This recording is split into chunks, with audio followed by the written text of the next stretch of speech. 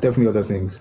One immediate source of irritation was the government official pamphlet, which insensitively described the parliamentary mace with four ceremonial swords as representing the authority of Yoruba chiefs. To aggravate matters, when the unicameral Western House of Assembly was formally declared open by the then Lieutenant Governor Sir Hugo Marshall, the Alaki of Abeokuta rose to speak immediately after Sir Marshall, and he said, "On my right sits the Ooni of Ife. On my left, the leader of our government, Obafemi Awolowo. The voice of the West is complete." That's from Hansard of Western House of Assembly, January 7, 1952. Number. In other words, as the delegates from Benin and Delta saw it, the voice of the West did not include those of the people of Benin and Delta provinces. To compound matters, Benin and Delta delegates later complained too about derogatory epithets that had been allegedly been hurled at them, such as Kobo Kobo, used to refer to persons whose dictions cannot be understood. From this point on, the Oba of Benin Akenzua II, supported by the Benin and Warri legislative delegation, began openly touring Benin and other divisions of Benin province, as well as the Delta province, to campaign for the Midwest region. So I'll say this, and then I'll let the next person speak. I'll come back later on. One of the things that you notice is that, if you ask me, it's a problem of inferiority. It is not a problem of representation, and I'll tell you why. So, this Oba of Benin that is talking himself, he's connected to the throne. I think this is Akenzua. He or his father was the one who wrote the letter in 1920 to the. That's Akenzua. He was the one who wrote the letter in 1920, 22 or 25 to the Ooni of Ife, addressed as "My dear father." He was the one who was part of the Council of Yoruba Chiefs in 1937. So the idea that saying that Ooni of Ife and the leader of so here's the point. Ooni is the head of the House of Chiefs. That's the chairman of the House of Chiefs. And then on the other hand, you had Awo, who was the leader of business government. Now, the point is that Awo could have been anybody.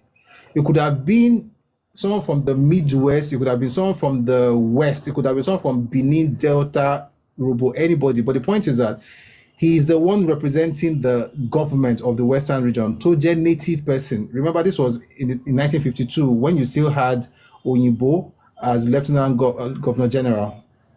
So, if somebody, which was Alake, if Alake now said, "On my right is the Ooni of Ife, on my left is the leader of government of business," not because he's Yoruba, but because he's the elected representative that is representing the Western region in Parliament, and then he says, "This is the voice of the West." Why would that be a problem? And why would that make the Oba of Benin start openly campaigning for the creation of the Midwestern region?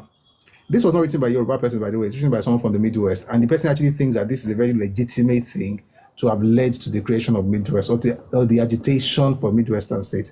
Now, we understand the fact that you may feel like you're smaller, but when it comes to somebody saying that this is the voice of the West, by the way, this was from 1952, January. How is that? I'm still trying to understand. Maybe the next person will tell me. And then when we come back, I will now read our own role in the creation of those other regions, our own role in the agitation for the creation of the states in the Middle Belt and COR. But my question is, maybe I'm wrong, how is acknowledging the fact that the leader of business government and the leader of the Yoruba people both constitute the voice of the West, how is that a problem? And how did that become the reason for the agitation for the Midwestern state? Or is it just an excuse to prop people up and give them a sense of pride or identity?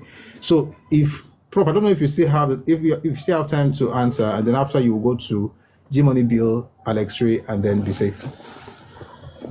So I need or if there's other things that I'm actually missing. But yes. Yeah, but let me okay. I think this happened in 52, Abi. What year did this happen? Yes. So 1952 January. Yeah. In 52, I don't think the Ooni was the governor. of, or was he? It wasn't the Not governor. governor. It wasn't the governor. No, it wasn't the governor of Western Region, but it was the chairman of House of Chiefs. The head chairman of the House of Chiefs. So again, I don't know what ITESIWAJU, and I think that's what we are seeing today. Benis have always wanted to carve an empire for themselves within Nigeria. The interesting thing was that the Alake talking was the one that trained this ITESIWAJU. Because people don't even realize this guy was sent to Abeokuta, to the Alake's palace. Oh, that's true. to go and learn how to Is it same Alake? Yes, now to go and administer. He went to the palace to go and learn how to administer the native court system, right? And he spent 1 year in the Alake's court. So what did he expect him to be? So the Alake will say he's senior or what? Right? So like you said, there's a bit of a complex issue. And the whole, exactly. And the whole head on to it, which doesn't make any sense. Doesn't mean, yeah, they can say Oni is not, that they have non-Yoruba chiefs there. That's what some of the other people were saying. Oh, that we have non-Yoruba chiefs. They are saying the voice of the West, all Yoruba. That's what they are trying to say. But I don't think that's intentional. But even if someone should complain, it's not ITESIWAJU who was a boy in Alake's palace. Thank you. Thank you very much. Thank you very much. The second thing I will read out before the other people now contribute is what Professor Remy mentioned earlier, but I want to add something there. So it says here, before the end of 1952, another significant event occurred. It was a decision of the Action Group government based in Ibadan to restore the title of Olu of Ishekiri to Olu of Warri, as that had been known in previous centuries. Non-Ishekiris in Warri province reacted violently, concerned that there was an implication of suzerainty over the whole province. Thus, a compromise was reached. In exchange for the acceptance of the designation of the Olu as Olu of Warri, the province was renamed Delta Province. This is from the personal papers of Alfred Ruwani. In spite of this compromise, the experience soured the relationship between many Yoruba leaders of thought and the Action Group leadership, which they felt had been beholden to a powerful Ishekiri lobby. It also drove, and by the way, I think it's still one of the things they talk about today, claiming the fact that they have always been in Warri. But historically, the Ishekiri say they are the ones who gave them part of the land, and we know exactly where the Yorubas came from. But the conversation today is not exactly about them. But the truth of the matter is that no. And I've noticed it in different scenarios. When you bring people in and you give them spaces, they tend to develop wings and tell you that they own the land. But that's stuff for another time. So we have G Money here, Alex Ray, and then we'll have Be Safe. So G Money, a couple.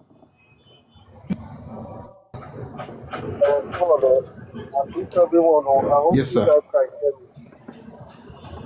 Yes, we are trying to make out what you're saying, but let me turn off everything around me. Can you hear me now clearly? Yes, it's better now. It's better now. Okay. Yeah, I agree with everyone on the panel. And Prof, well done to you, sir. Yes, sir. Yeah. This title that you bring up about changing names and getting job during the time of early Nigeria, when Nigeria is still recognizing himself as a country. I think to me, based on my own, I haven't heard of it before. But the story I heard and the one I've read is the one that majority of the government parastatals and the majority of the government work area is being dominated by the Eastern Igbo tribe, which until you explain it to me now, until you explain it to us, I mean that Western region is paying more than the federal government. It's like the state's paying more now.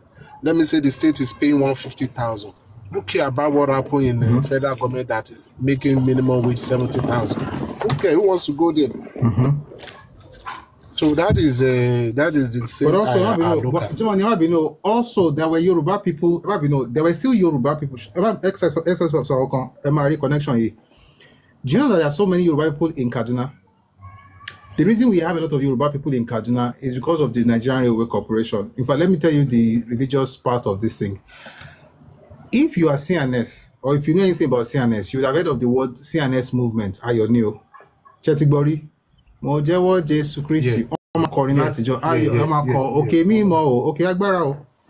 That movement here was actually because of how they relocated.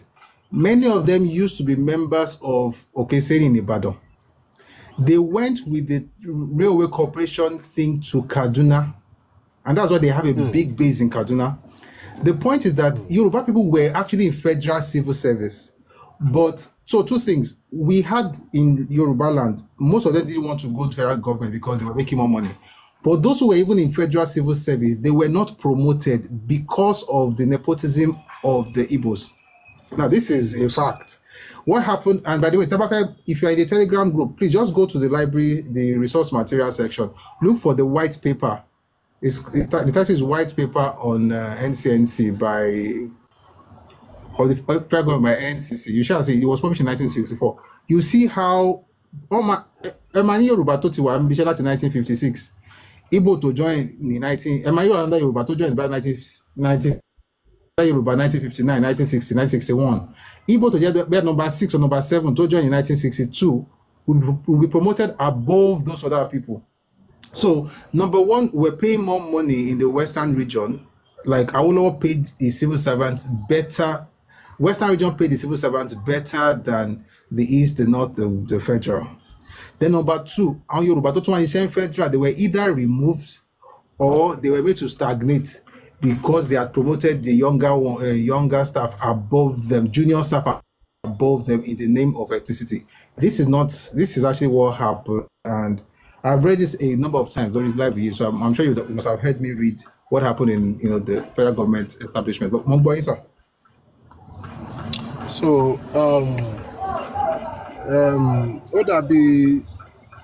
Odabi Bati, just like sometimes, I don't know, maybe I know the historian will be putting it down, but there was a time that when you go to some federal parastatal in Nigeria in the 90s, maybe 80s, 90s, the people that we heard it will be one Hausa man, because some of them are, although we have a lot of Yoruba Tulu, but those things goes that you will see. You go to some places. Let me give you an example.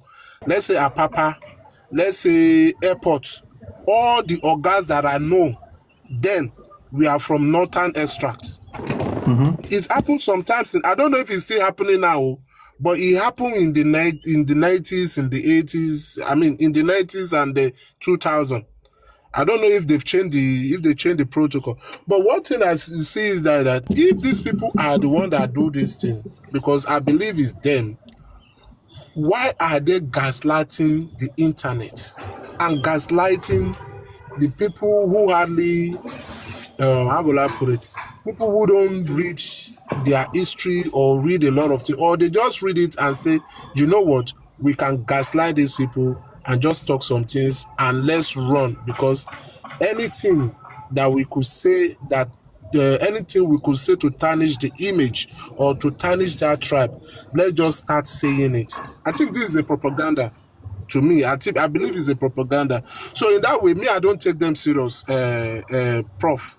I don't take this, especially this angle that they come, that Yoruba are, you know, before you can get employed in government parastatal, you have to change your name to Yoruba. I've never heard it before. I've never come across it in any newspaper before. So to me, I just believe that I don't have much to say on this issue.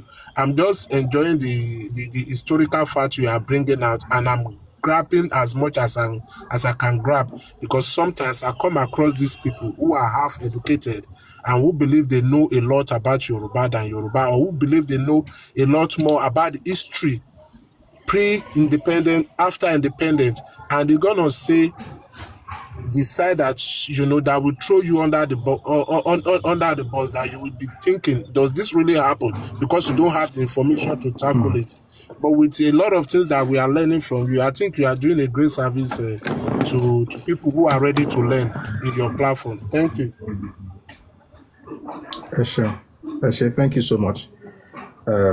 Thank you very much, sir. So have Alex Ray and then be safe. Mawaka, some parts of the Willings Commission report. Whatever we can deal with today, we'll deal with. The next time, we'll continue. Tomorrow is Friday, so we might continue tomorrow. But we'll stop somewhere. I want to just show some things to you that they're just wild.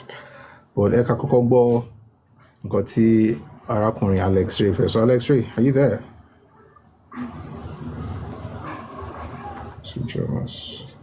Alex Ray, are you there? Alex Ray going once, going twice. All right. Let's have be safe then.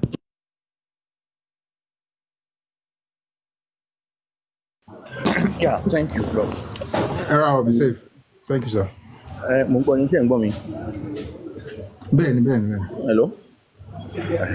Yes, what I want to say, I wanted to buttress the other gentleman, the prof, about this issue of not allowing Ilorin to join the Western region. Like he brilliantly pointed out, Shivabami Femewolo made several attempts to get Ilorin to join the West. Anytime the issue was brought up on the national legislature, the Igbos voted against it and it couldn't pass. So they more or less sabotaged that effort, and it was not once. It was done. Chibawalo tried severally. It was frustrated by Azikwe's NCNC. Then there is this chief from Mokpamoro, Chief, I keep forgetting his name. He was PA to Sadauna, who was from the Kogi speaking Yoruba. Sunday Awoni. Yes. That man did a terrible damage to the effort at getting the Okons to join us, who actually wanted to, but for his own personal gain and standing with the Sadauna, he frustrated the effort. Sadauna using effectively to frustrate that effort. But I know now that those people know that they've made a very terrible mistake. That they are Yorubas, and their traditional rulers are going to visit Oni, telling them, look, we are part of you, because the way things are going, we don't want to be cut off. If eventually, everybody have to go their way. So I appreciate the fact that they have to join up with their kids and kin. And that they don't want to. These are 6 local governments in Kogi. They are all the local governments in Kwara except 2 that are Baribas. They are Yorubas, and these people, we cannot let them go. They must join us. They are Yorubas, including Ilorin. They are Yorubas. So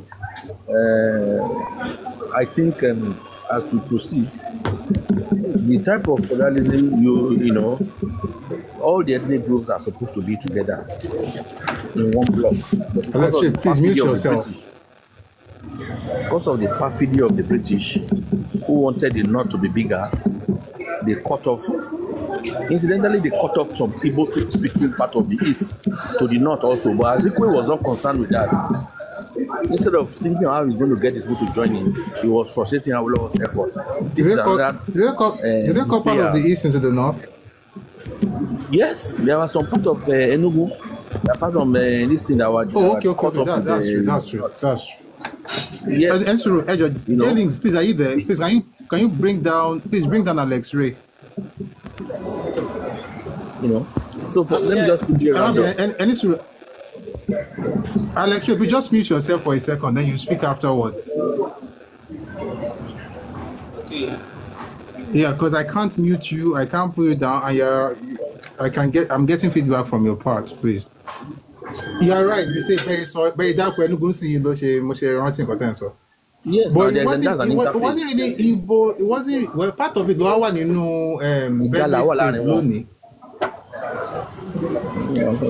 one day, and then some Igbos, some northern part of Igbos were joined up with Benue. Those were part of Ogoja, on that interface. And they were supposed to be part of the Eastern region.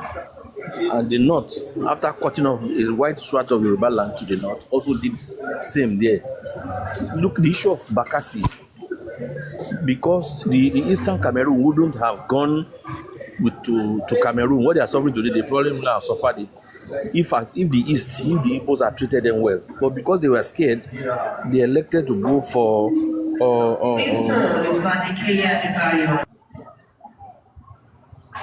All right. I think he's a bit busy for what he's doing there. So Alex Ray, you are up now. You can speak, and then I will go back to the materials when you're done. There's a lot of interference. The static sound. Are you using earpiece or? Hello, let me just run up. Sorry about the disruption. So, Alex Ray, sorry about that. Let him finish, please.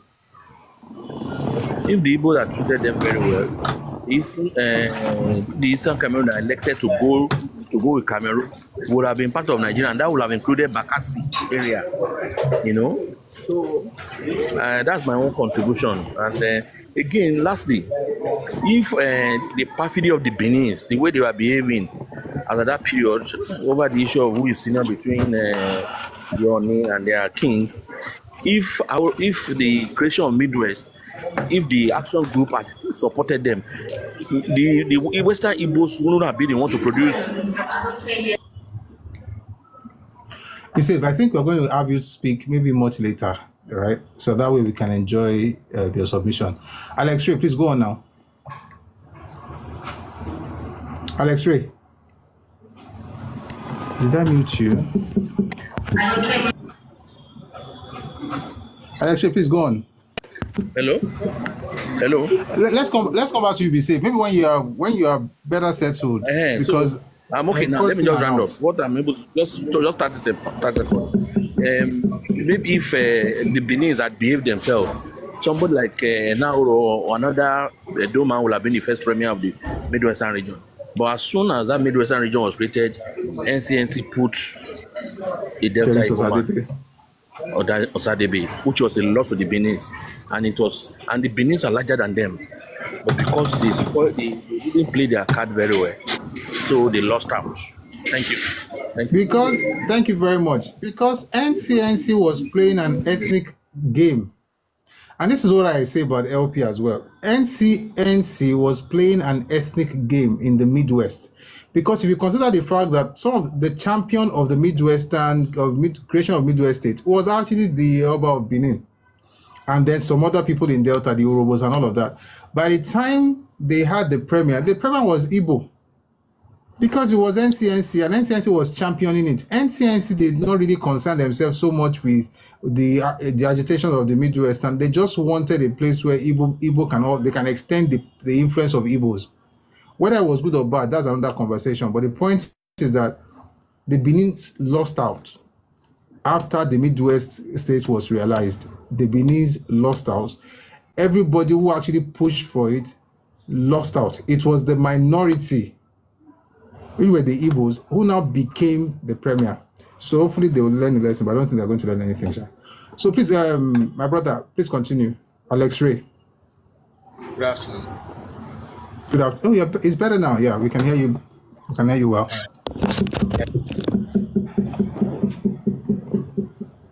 But I don't have any contribution I need to just talk about. In the South, one point of view, go. Go. What about now? No. Hello? I can hear you, Boko. It's not clear enough for us to be able to enjoy you. What about now? Yeah, it's better. Yeah, thank you much. Thank you. I said to my own point of view, right? That's network, not me. Okay. That's network, I not can me. assure you.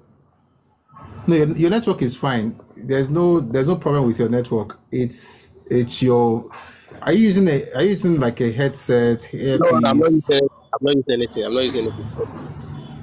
Because on long, but we'll see if we can hear you. And That's network. That's network. oh yeah, Motigo, oh yeah. What I'm trying to say is it. Network, right? The set boundary between us and knowing. You need to set boundary to you have to set boundary.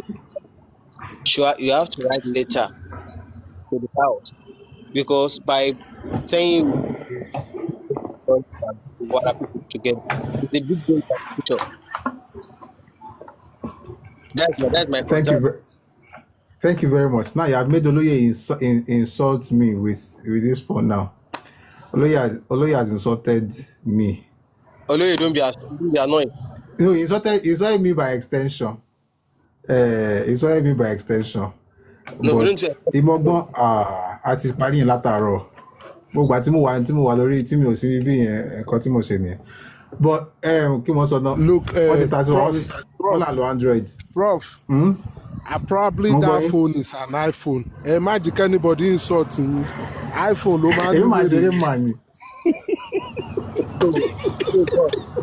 Because any small thing, any mic issue, anything from any phone, one must say Android, probably Android. Am I all right? Anyway, so I don't know how possible it is. Kalo ṣe boundary. Lè ṣe boundary láàrin ara wa àti Delta gan. Má lè fẹ́ ṣe pẹ̀lú Ìlọrin. As that just wait. Benin Republic. Benin Republic. Yeah, whatever you Benin Republic is a different nation. It's a different nation. We are a nation too, aren't we? No. So you are a nation without. We are a nation without sovereignty. Yoruba, we are a nation, but we are a nation without sovereignty. We are not like Benin Republic. We cannot have a seat in the United Nations right now. We cannot have a seat at ECOWAS right now. We are an ethnic nation, and we should be proud of that. But what we don't have yet, we don't have sovereignty, so we cannot determine borders. We can't say afẹ́pá láàrin àwa àti Ìlọrin ká build the wall, ká kọ́ ògiri ńlá odi tó máa mọ́lẹ̀ Yorùbá ká a máa sọ àwọn yẹn síta kò ṣeé ṣe. Because number one, we don't even have the sovereignty to do that. Number two, why would you want to do it? Àwọn tó jẹ́ Yorùbá ní Ìlọrin kan kí ni there should be another. Yeah, that's what I'm saying. We can't force them to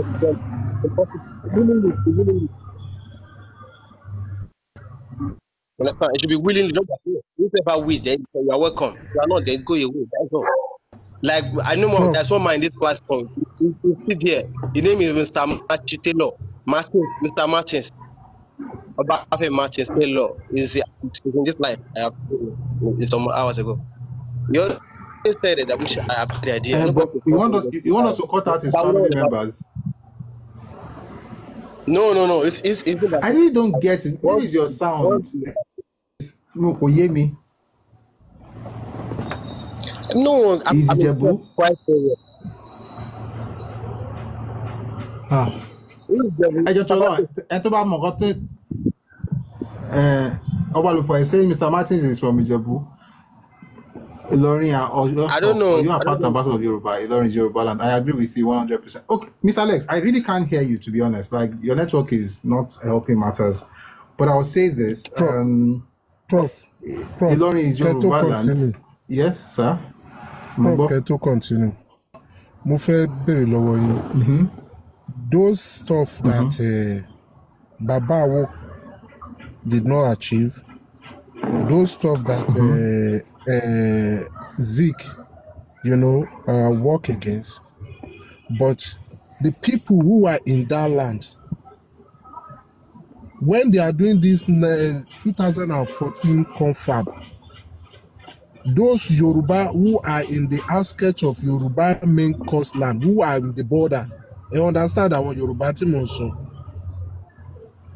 Are they not part of those confab of 2014, whereby they will agitate for their state, especially in Kwara State, whereby we can get 3 states out of those 3 states can come out easy peasy, or 4 out of Kwara State alone.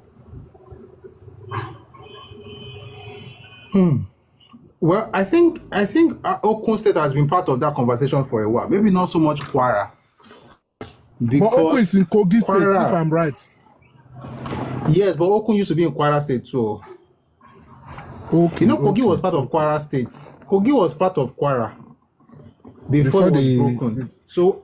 Before the military government created Kogi State, I think Kogi State should be 96. I think 96 should be 96. Yeah, I think it's 96. Yes, it should be 96 or 91, but I think it's more likely 96. So when they created, when they cut out Kogi, so all those Kogi is part of Onmudi and Benue, but Kogi is from Kwara State. 91, thank you. So Kogi was cut out. Most of Kogi was part of Kwara State, and then you now have some parts from other places, right? But the truth of the matter, what I'm really going is that the Okun agitation is also the Kwara agitation, which is also the northern Yoruba agitation, or the Yorubas in the north agitation. And there's something I want to read for the question you asked. In fact, I'm going to read a few things just to also answer. Let me start with what my brother said, Alex Ray, about trying to have. I'm trying to find it. What Awo did in terms of the borders. This is I'm reading his autobiography now. He says, if the idea of a federal constitution of Nigeria is accepted, and if it is sincerely desired by the British government to create a system within which the diverse elements may progress at varying speeds, amicably and smoothly, towards more closely, the present 3 regions were constituted without regard to ethnological factors. The Yorubas of Ilorin, Ofa, and Kaba are in. By the way, when you hear Ilorin, Ofa, and Kaba, you're not just talking about the towns, you're also talking about the provinces. So remember that back in the day, we have states and we have local governments. Back in the day, we had regions and we had provinces, right? So when he said Ilorin here, he's not just talking about Ilorin as a town. He's talking about Ilorin as a province. When you hear Kaba, he's talking about Kaba as a province. So there will be other Okun towns under Kaba province. So they can so the Yorubas of Ilorin, Ofa, and Kaba are included with the Hausas in the northern region. Igbos who probably belong to the eastern region are grouped to the Yorubas in the west. There is no justification whatsoever for this arbitrary grouping. Certainly, these minority groups are at a considerable disadvantage when they are forced to be in the midst of other peoples who differ from them in language, culture, and historical background. But readjustment of the boundaries of the 3 administrative regions will not solve all the problems. In that event, the western region would be the only area inhabited by people who all belong to the same ethnical stock, the same language. I want to read this thing slowly so that you see where this man is coming from.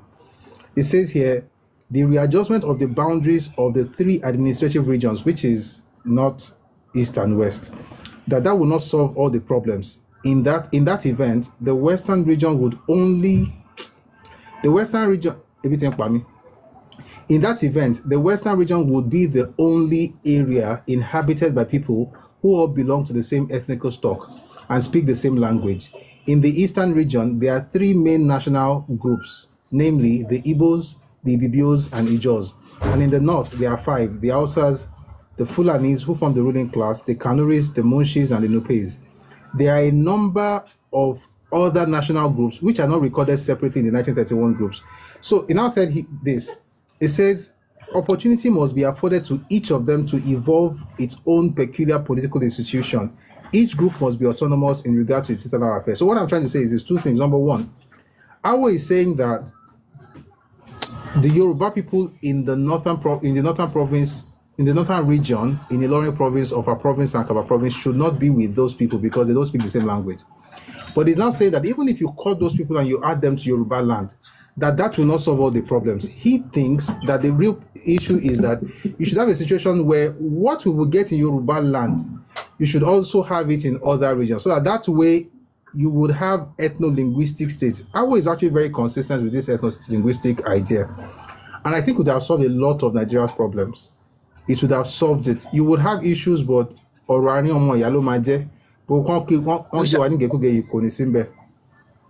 is I'm right. No. We are not the ones that will create the boundaries. It's only what the federal government can do now. And federal government doing it now is not to cut them off, is to add them to a group. So whether they say, for instance, so the way to do it is not by building a wall, is by maybe creating a state out of Kwara State. So imagine you create a state that does not take in some parts of Ilorin, because parts of Ilorin that are dedicated to Yoruba people, really? Right? They are on. Oh yes. Gbogbo ibi tó jẹ́ kíní Fúlàní ní Ìlọrin kò tó 100 compounds. So why are they under Fulani? Because of the politics that is involved. Because Mr. Busuyi, my question is, the referendum that created Midwest, was Awolowo jailed there before the creation of Midwest, or was around? It was around the same time. It was around the same time. It was the same year that they created the Midwest that Awolowo was jailed. So I don't know which one came first. I think Awolowo was jailed before they created it. But the agitation started in if Awolowo was around, maybe it may not be happening like that. No. The agitation for the Midwest started in the 1950s, not in 1960. It only culminated in the referendum of 1963. So the point is not even about Awolowo. They didn't like him. Some people didn't like him, and it's not even about Awo doing it or not. It's not about Awo being present or not. The truth of the matter is that I read it out now. When they said the community is here, the Oni of Ife is here, the leader of business government is here, and then the voice of the West is here. And I was just thinking maybe it may have influence on the outcome of the referendum or the votes. How? Maybe it may have influence if it's much around. All this is politics. Maybe then may have influence. It may even talk to one of them. These are campaigns, these are politics. Maybe if it's much around then, maybe have more influence. I think they make him have a divided opinion at that time, because at that time you are, as a politician, you have a court case, or you are thinking that I might go to jail. I'm going to court. Something's going on the ground that may affect him not to put more attention into that Midwest issue. That it may make him not to dedicate much of his talent or something to ward off that referendum and make it not come as fruitful as it came out to be. But the situation is a man, and he have issue going on, and that issue might make him have a divided attention, and the Midwest come out of it because of that issue. That is my own thinking. I don't know about it's not It's not something written. All right. No. So let me read something to you. Let me just read something to you. Maybe from Remi Adekoya's thesis. It says AG became an opposition party because they sentenced Awolowo to prison so in fact, let me just say what is here. The point is that Awolowo was in prison at that time already. He was already in prison. Awolowo was already in prison. So I don't know if that would have changed anything, to be honest. Kabi is that he was already in prison at that time. Yes. And I still don't. People should not agonize. I don't know if it will change anything. It was a blessing those people were caught away. A big blessing. Because if you know the politics those people were playing. So it was a big blessing. They caught them away. The only disadvantage was that they didn't follow the laid down rules. right? Because what he provided for guidelines, right? Which is what they agreed at Lancaster House, for which they threw away because he was in prison. So the first thing was that, you know, you will not separate ethnic groups, right? So you will not balkanize ethnic groups into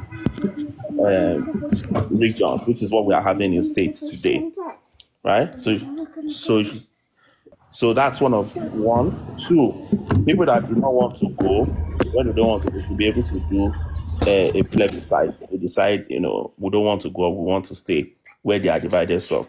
Three, the new state as well as the remainder of the old state must be viable, right? So they must be viable. And I'm trying to think of the fourth one. I've forgotten the fourth one was that there must also... When you create the new one, it must not affect the viability of the old state. Yeah, and the new one too must be viable, must be able to sustain itself. So when you look at the Midwest, that time they were posing, this is how we are going to sustain ourselves, right? And I think the last one was also the concurrence of the different legislative bodies, right? The home region of that, new region must agree by having 2/3 of the members of the regional house voting in support, and at least Please, for example. I think he said 2/3 of the other of whatever region we have, they too should have 2/3 there again, right? So he did all of that. So his principles were, thrown out of the window, because if they had followed his principles, then the Shekiris would not have been part of it. They never wanted to be part of it. They requested to be part of Ondo State. There were some places around the Afemai area too that their kings came and said, they want to be part of Ondo State. So those places, I think, are the losses. But that those people were separated from the Midwest, big blessing. It's a big blessing. This is personal to you, Prof. Honestly, it's personal to me. Professor Remy, I think Ondo State, they wanted to carve Ondo State to Midwest as at that time. Is that true? Not at that time, but before Akitola's stuff. It was before that. There was a proposal by ITSEWAJU for that as part of it. The thing is that they are being jealous of the progress of the cassava state and state. So don't look at those people as that one is Zeke. They are a financial drag. They were a financial drag. Two, they were the fifth columnist in that region. They're the one causing the most of the problem in the region. So it was so people should not look at it as it was bad. It was a good thing. They added nothing useful to that region, nothing. And it was a good thing they removed them. Thank you. Prof is on fire on this matter. But I think Obalifon just came up as well. I think he wants to speak on it. I wanted to touch what someone said earlier. Yeah, thanks, Prof. Busuyi. So I think the politics of saying, let's carve out Ilorin, let's run away from Ilorin. So I think it's usually motivated by fear. And I know the rhetorics from one side of Ilorin to say Ilorin is not Yoruba land is very strong. So that can actually necessitate that sort of like reaction. That, hey, let's not force them. Let's not do this. Let's not do that. Yeah. So I get where that sentiment and emotion is coming from. But we must also realize today that Kwara Central has five local governments. Two of them, for example, Asha and Moro. One of them has a pure Yoruba king there. In fact, I think there are about 8 monarchs there or something. I'll try and get the list. But one of them is Oba Jeba. So Ilorin is still part of Kwara Central. And so there should be no sort of like fear or anything. What you should do is actually promote the Yoruba elements in Kwara Central. As they're promoting their own, you self-promote your own. That idea of being afraid and wanting to carve out a way. If I heard correctly, you were saying something like, if the Yorubas there, if they are not saying anything, let's not force them. Let's do this, let's do that. So let's not act on our fears all the time. That's all I just wanted to say.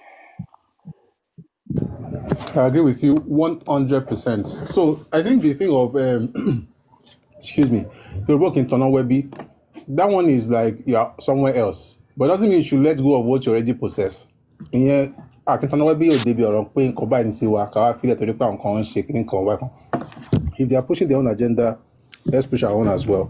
Let's keep liking the life, please. The Gamba is on.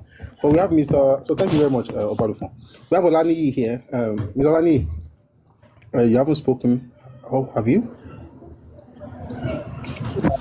Because I'm about to go to what happened in the Eastern region. It's our motorbike. Yeah, Timoto is. I think I can hear you, sir. Oh, yeah, me. Oh, yeah, me. Oh, yeah.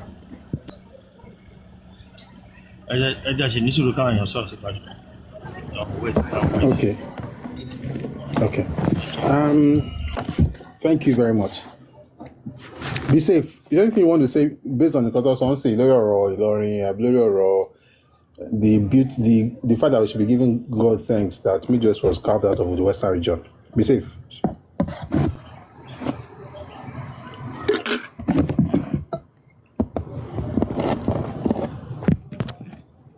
Oh, okay.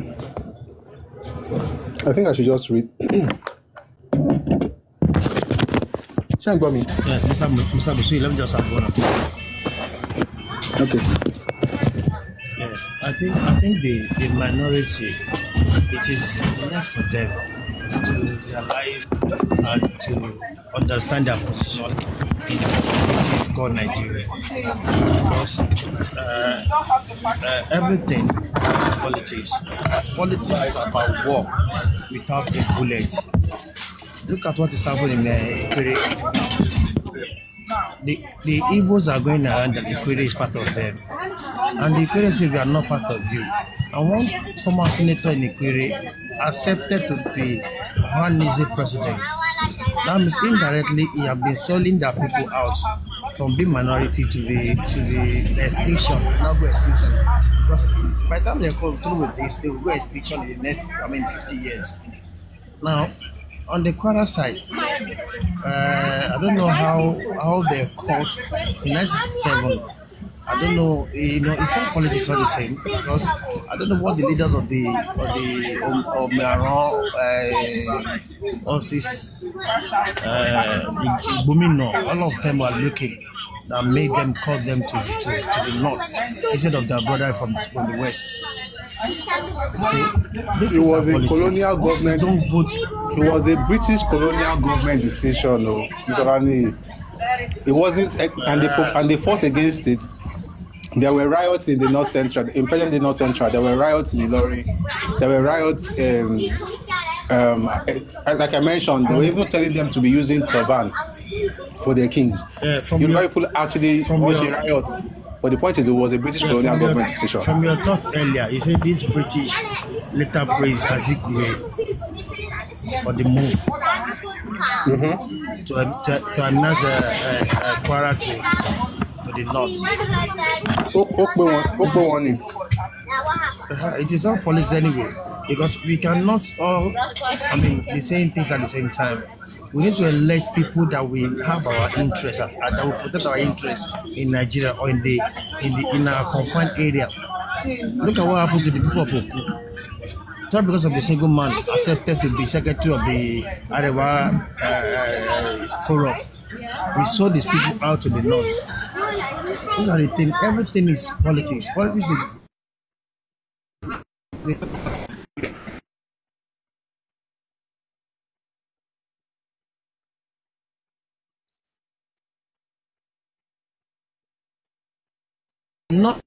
did not have been broken. They don't know. It was 2007. When they need votes, they say we are all Northerners. But about appointment, they will not discriminate or what do you call it? Maltreat the minority of the North. The North are not entirely North. Now, Tinubu have been recognizing the middle belt now. Most of them have been enjoying what they have not seen from the Nigeria then. Tinubu is giving them now. From everything they needed now, Tinubu is recognizing them in Nigeria foundation. That is how in the next election, you see the way they will come out and decide that there will be decision of decided of the 2027 election. Because Tinubu have been recognizing them gradually and gradually, give them what they deserve in Nigeria. Thank you. Let me stop from there. All right, thank you very much. There's a lot of noise in the background, but I think we made out some things. We have Donald's son. I can't see your name fully. I might know. Donald Shola, Zulu Kumi, and the mobile phone is back. So perhaps we should have. Let's just have it according to how you came up. Let's have Donald Shola, then Olukumi, then we can get back to. Hopefully, we can get back to this. The truth is, the next thing I want to talk about is what happened in the East with the minorities. But if you don't get there today, we can do that tomorrow. But let's just have, I want to share, okay. I'm glad you're here. So let's go with Mr. Donald. Hello.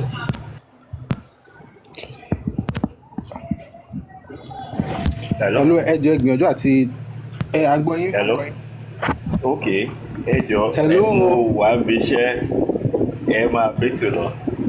Join later.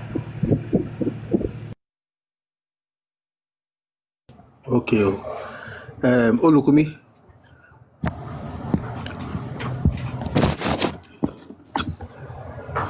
Hello. Welcome on stage. Yeah, thank you. I just got into the space, but I think I've had a little. Okay. Yeah, I've had a little discussion, and I kind of have an idea of what is going in this. But what I would just say, let me move around a bit, Prof. So, but what I would just say. Okay. As Yoruba people, the key is consistency. We have to be consistent with our aims and demands. As we all know, everything is political. From the most mundane things to the most consequential things are all hinged on the game called politics. So it is very, very important that as Yoruba people, we learn to play our cards right, and that we also learn from lessons of the past. Because, Sherry, Aliman one as Yoruba people, there may be things that we want, but which may seem unattainable at the moment, but through persistence and the concept of incremental gains, we can get what we want, whether in the medium or long term. Even though presently, only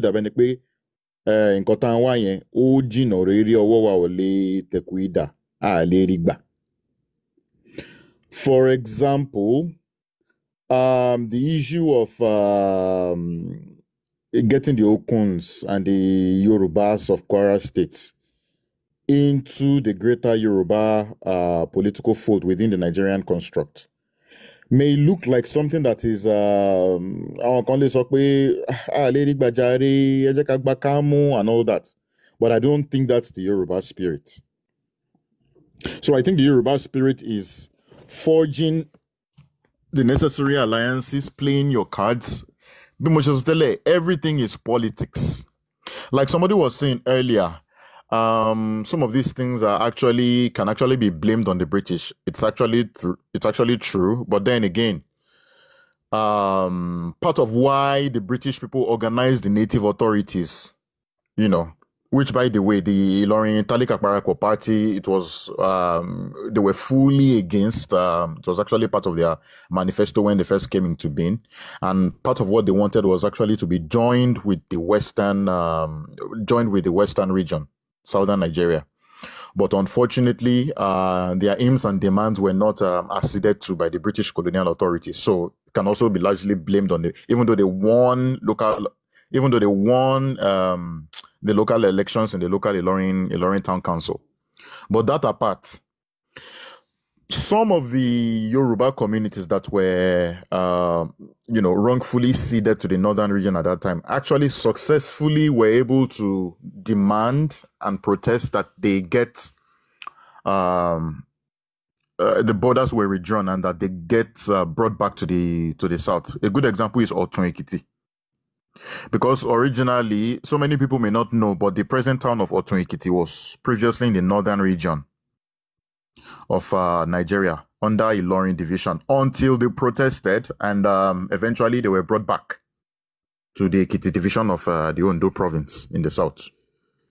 So some of them successfully and some of them unsuccessfully. Some of them still, we still have the Kinokwe Ekiti Kwarai.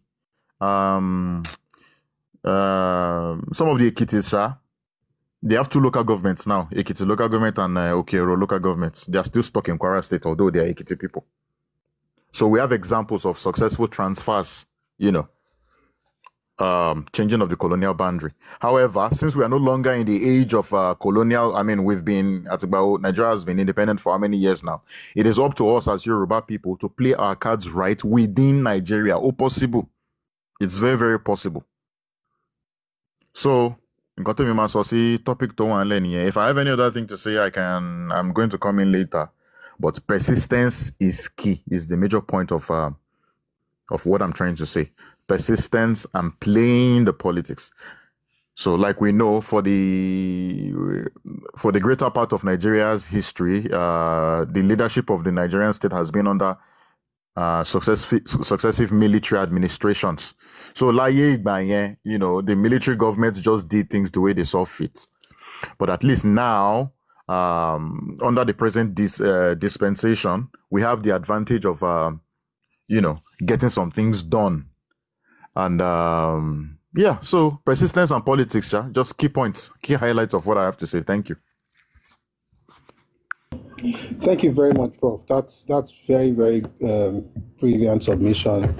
And I think it also helps to know that, to reiterate that just because you haven't gotten something now does not mean you should just give up and say, I want to hear Yoruba. I can't give on crow. There's Yoruba, and then many of them actually, identify, not just identify, but also want what Yoruba people want. And the crazy thing also is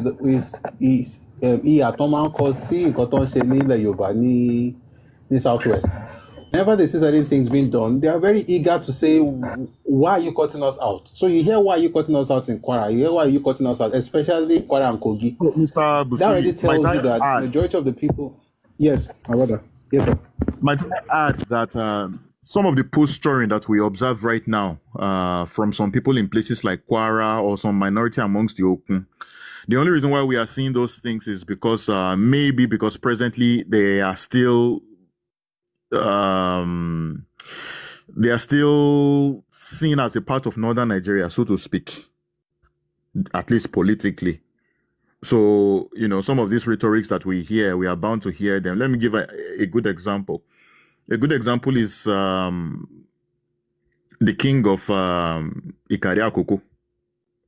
So, way, way, way back in the past, when Ikare used to be under Kaba.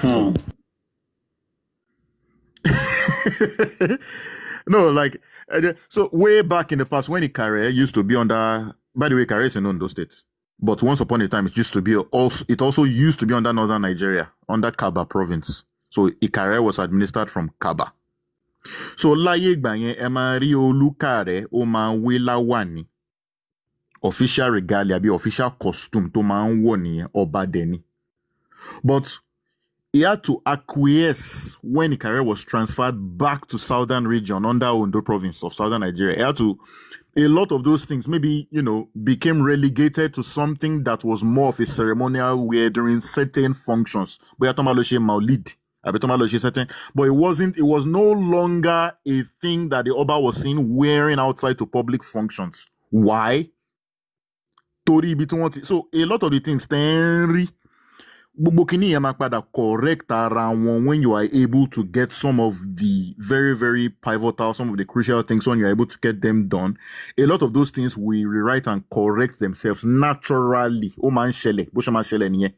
It may not be immediate, but the process is going to be gradual. Don't forget that some of the things that we observe them doing now did not take a single year or two. It's also as a result of several years of being in that situation where they find themselves right now. So, Tigbobo situation, right? If we, as Yoruba people, are able to, maybe now in the future, are able to get some of the things that we want to do, long-term plan for these areas of Yoruba land, then we would see that some of those things, in fact, some people who have pure Yoruba lineages, but who want to, they feel like, well, it's advantageous for us right now because we are seen as Northern Nigeria to play to the gallery and say that some of them will concoct Fulani ancestries for themselves, even though no such ancestries exist. So the only reason why they are doing that is because they are just seeking favor, because of where they find themselves. But naturally, a lot of things would correct themselves, under the right environment. So, not all of them are purely, some of them are actually politically motivated. People say a lot of things. Politics can make people say a lot of things that are actually not true. Yeah, just wanted to add that, Mr. Busuyi, although I took like almost 5 minutes, but yeah. No. I mean, it's crucial information. I'm actually very glad you did. Thanks a lot. Mr. Coty asked a question in the comment section, and he said, so how does this thing happen? So I think one of those things, Prof already mentioned it, and which is the fact that, number one, it's a long-term thing. And then number two is, I think, this is my own opinion, I think that plugging into whatever is happening in Nigerian politics will actually help. For clamor for state creation. Now, people will say it may never happen. It will never happen. I think it's going to happen. I think we're going to see it happen. Now, one of the things I am noticing, and I talked about this last week, one of the things I'm noticing is that the Comfort Report of 2014 is being gradually implemented. Maybe not the way I would have expected it to be. For instance, the local government bit is not what they did. What they said in that document was the fact that local government will be taken away from the preserve of the federal government and allowed to be created by the state government so that you can have as many local governments as possible. They did not talk so much about local government autonomy as it's now being done. But what they also talked about that I think is gradually being implemented is the creation of states. Now, one of the clauses, not facing creation of states here, is the fact that one, you can create, they suggested 18 states actually. Now we're having 31. But they said that, create these states, but those states can now decide to band together to form a region. And like I said earlier, that region they're talking about is not necessarily talking about Western region, Eastern region like we used to have. It's not going to be based on cardinal points. It's most likely going to be based on ethnicity or interests. So if you have a separate state in certain places all over Yoruba land, where people, for instance, there's going to be Warri State, hopefully, and I hope it happens. There's Okun State, I hope that happens. And then you now have, and the blessing in Yoruba land is that our land is mostly contiguous, like all the way. Yàtọ̀ sí Olùkùnmi tó wà ní Aniocha North. Almost everywhere, even that one got kò jìnnà púpọ̀ sí Ṣẹ̀kẹ̀rẹ̀. But the point I'm trying to make is that if you have these states together, you can now have like an ethnic-based region, which is actually the vision that Awo had. I'm not sure we're going to have certain people caught and returned into Western region. I don't know if it's possible. Maybe not. But I know it's possible to have something based on ethnicity if many of these states already being created with the mindset of ethnic identity, especially the ones to Yoruba. If you look at the Okun thing, Okun is Okun, Yoruba ni. The one that some people are saying about the one in Warri, for instance, is Warri and maybe part of a larger community. They're not trying to bring Yoruba people along. Based on what I've seen so far, although there are still arguments about the lands that Yoruba occupy in Warri. But what you notice is that these people are trying to create something just for people of the same identity. that will make it a bit easier. It doesn't work like that. I mean, I'm open to correction. Mr. Cotti, please come up. Because what I see is that they've said, number one, they are not going back to regional government. That's what the confab report says. I'm not saying the legislature said that, though.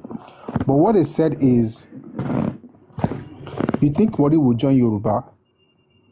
So I think you are making a mistake. Number one, I don't know if they are really your people. Number two, I don't know if you've heard them lately and what they are saying. I don't want anybody to join anything.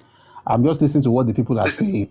So if the people are telling me something, I think I'm going to take them more seriously, to be honest. Yeah, I think when outsiders, especially people from Delta State, when they hear war, usually their mind goes to the entire Warri metropolis and all its surrounding areas. So when we say Warri, we are saying Warri Kingdom, please. So if you know you are this issue is not your issue. We are not talking about Absolutely. We can't hear you. Absolutely. Thank you very much for that. So we are not talking about how do you know that I was talking? We are not talking about all your Urobo, Sapele, all those areas have nothing to do with Warri Kingdom. So we are talking Warri Kingdom here, not Warri City. Thank you very all much. of my way they talk say, you think my people will follow, please. If you are Urobo, we are not talking about you. Thank you. Mr. Curtis is okay. So the problem of Kwara today that you have, and that's why I said Southeasterners should sit this one out. They have the problem. It's not even Fulani because he was their Baba Zeke that worked against this thing when Chief Obafemi Awolowo was pushing for it, right? So they contributed to this issue of that whole Ilorin and Kwara, not being part of Western region. It could have paid them because the whole South will have had more seats. But like I said, even when a solution is staring them in the face, as long as it's the Yoruba person that is proposing that solution, they will not take it. And that is it. So anytime they are talking, Fulani, no, it's not Fulani. It's you people that scuttled the effort. Thank you. Prof came with Jagun. Let's just say it's Can you hear me? No, when it came, am I audible? Yeah, we can hear you. Well, the North has its own problem, but as far as this thing is concerned, it was an Eastern issue, to be honest. As far as minority issues, state creation, the people was actually vocal against our suggestions in almost every constitutional conference. It was always Zeke, to be fair. But that's not to say the North hasn't done their own bit too, Sha. But Zeke, because I mean, what's his name? Amadou Bello really even said any. It was something that this man said about him. It wasn't like a very deep philosopher talking to someone or coming up with ideas. He was always open to whatever people said. For instance, the federal system, for instance, it was our idea, and Zeke wanted, and Amadou Bello wanted it, but Zeke was against it. And then when Amadou Bello came up with his own idea of 174 seats in parliament, Awo was against it, but Zeke wanted it. Zeke always wanted anything that would make Zeke and his people look good, even if they make other people look stupid. But eventually, he always destroys them. He destroys himself and his people.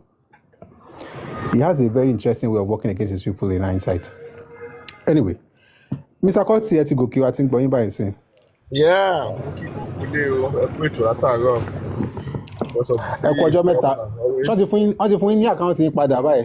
Yeah. Congratulations, Professor Remi Mukiyo and Professor Yeah. So, I mean, what I was saying, it doesn't work like that, Professor Busuyi. As Yoruba, we need to be very careful so that we are not sold donkeys. So if you get that confab report, and even what Yoruba people are saying they want, sometimes, I insist, a lot of you are representative. I mean, and at the risk of me sounding like an ITK, they don't understand this issue. So when they say we can form states, as many states as you want, and then you can band together to be a region if you want, this and that. It sounds good on paper, but it is a recipe for chaos. Why? Because in a federation, the first thing you do is you define the federating units. So the federating unit is not defined as a region. So if you come together and form a region, are you saying you have a premier of a region, and then you still have the state governors that the constitution will recognize as, leaders of the federating units? No, it should still be the governors, according to that report. Exactly. So what you see that region that they are saying is no more than what they are doing with Southwestern Governors Forum. But we're happy. But as people are happy, we're saying, yes, we can form our own region, You're not forming any region. Don't me like before you. But Mr. Koti, no,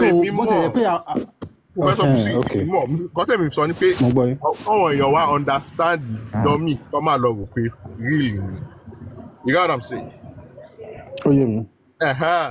Because when people will listen to you, they will think, yes, we can come together, we can decide to have our own region, this and that. Not going into the details. That these things has processes, it has a way it works.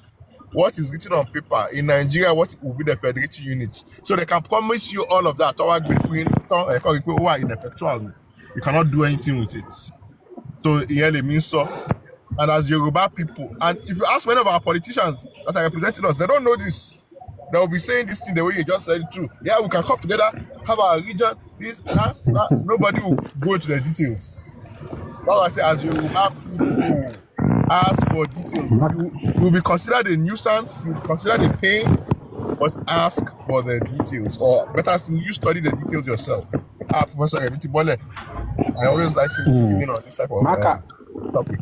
Mark and Kokofuni confirm report. So when you look at, I think the issue is so I think for look at the issue, what powers are these regions going to have? So if they say, certain units can band together to form a region, what kind of powers are going to be aggregated to those regions, or what will those regions be capable of doing or undoing?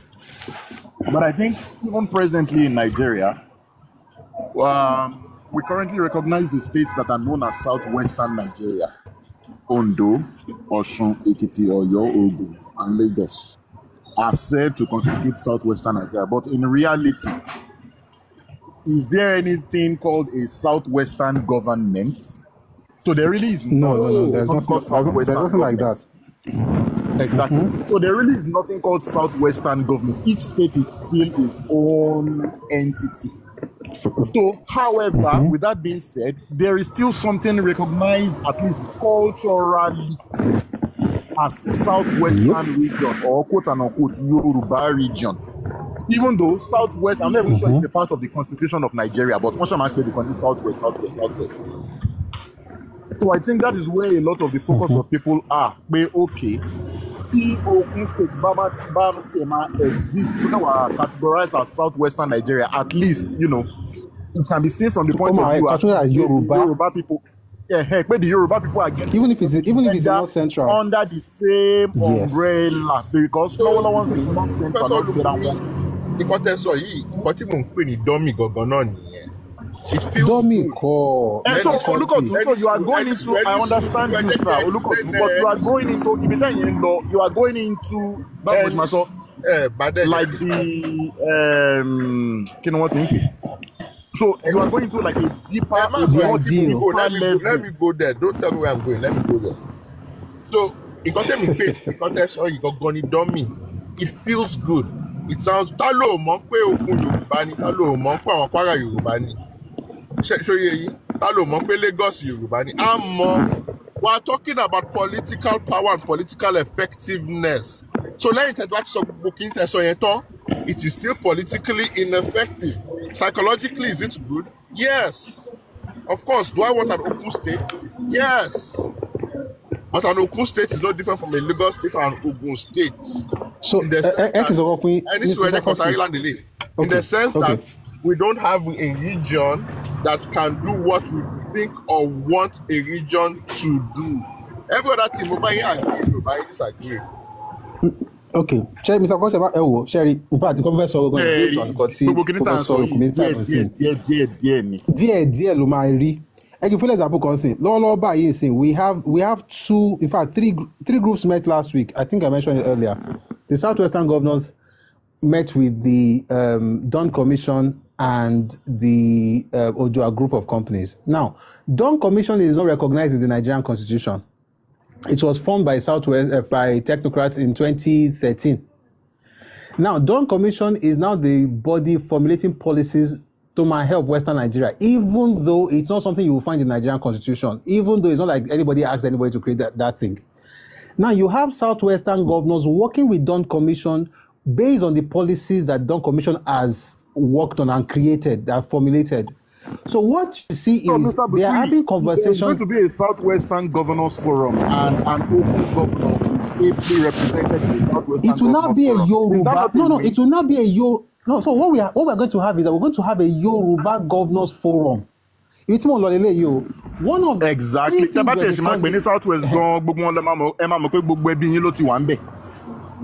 Exactly. So Emma, they are having a conversation right now. I mean, we don't have all the money now, but one of the major three major conversations going on right now is food, agriculture. So they're talking about things being done in different states, and they've already started working in the Western region.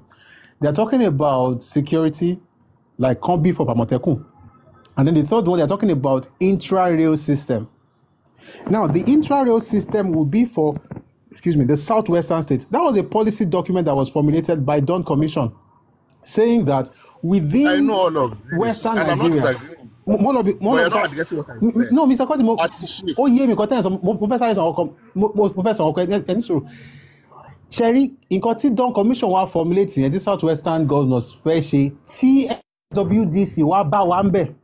Now, SWDC has over 400 billion naira in the budget of 2025. If they are going to work with Southwest Governors Forum and Dawn Commission, they will quickly implement that kind of thing. Now, the point I'm trying to make is this. The same way we have Dawn Commission and Southwestern whatever, we can also create something for Yoruba people regardless of the geopolitical zone where they belong. So you have Yoruba state that is worried that is in South-South, is not in Southwest. There's Yoruba state that is Okun, that is not Central, is not in Southwest, but they are Yoruba regardless. So if you are talking about rail system, for instance, you can talk about an intra-Yoruba rail system that combines the Yoruba groups plus what the Southwest is doing. What I'm saying is that it may not be in the Constitution, it may not be powerful like have political, strength like you would if it was a federating unit. As a matter of fact, one of the things in the Confab report actually says, let me read something to you. They say, the conference maintained that geopolitical zones should not be the federating units of our federation. So they've already said that one. And you know what? In a way, I agree. And I'll tell you why I agree. Because if we have it, it will help us, to be fair, if we have Kini in Western Nigeria. But the Yoruba people that were cut off since 1940s or 30s will still be cut off from us. So the point is, if you have several states in different places, you can still have a Yoruba regional thing that will be. Dawn Commission is working, although it is not recognized by the federal government. And I think that's what we can have as a Yoruba region, so to speak. I don't know if what I'm saying. So what has happened here now is what is called scope shift or idea. I agree with everything. And that's what I'm talking about. I agree with everything. I'm not disagreeing with that. You read that document and said people can band together, form justice, and I just quickly came to clarify that that statement is not true because there is no political power behind it. Anybody can come together and form a club, and we're already doing it even without the Confab report, right? We have Southwestern Governors Forum, we have Southern Governors Forum, we have Nigerian Governors Forum. It's already happening. So I'm not disagreeing with any of that. I am saying when we read things, they need to understand the scope and the limitations so that we are not sold in done. That's all I am saying. So when you talk about Southwest Development Commission, for example, right? People are happy that, it's a form of regionalism. But it is under a federal minister of regional development that will be appointed by the president. You know what I'm saying? It is still a form of unitary system. I'm not saying we shouldn't have it. I am saying let us understand what it is. Now, whatever gain we can get from it, Of course, let us get it. I'm not disagreeing with any of those things. Yeah, I'm saying the gains of what we can get from it, or sorry, I'll land now. What we can get from it or not get from it, that is different. It's going out of the scope of what I'm saying. That's what we call idea drift. So let me tell you the second part. There's a second part to that conversation. Let me just quickly land on this. So what I am saying is, all those things you are saying, let our people understand what it is not regional government the way they are thinking about it. It is. That's all I'm saying. The second part is, I've not mentioned the second part, and I will mention it now. So let me first, before I mention the second part, let me first say this. One of the things Tiwon Songbaye was that the states could also create a self-funding regional or zonal commissions.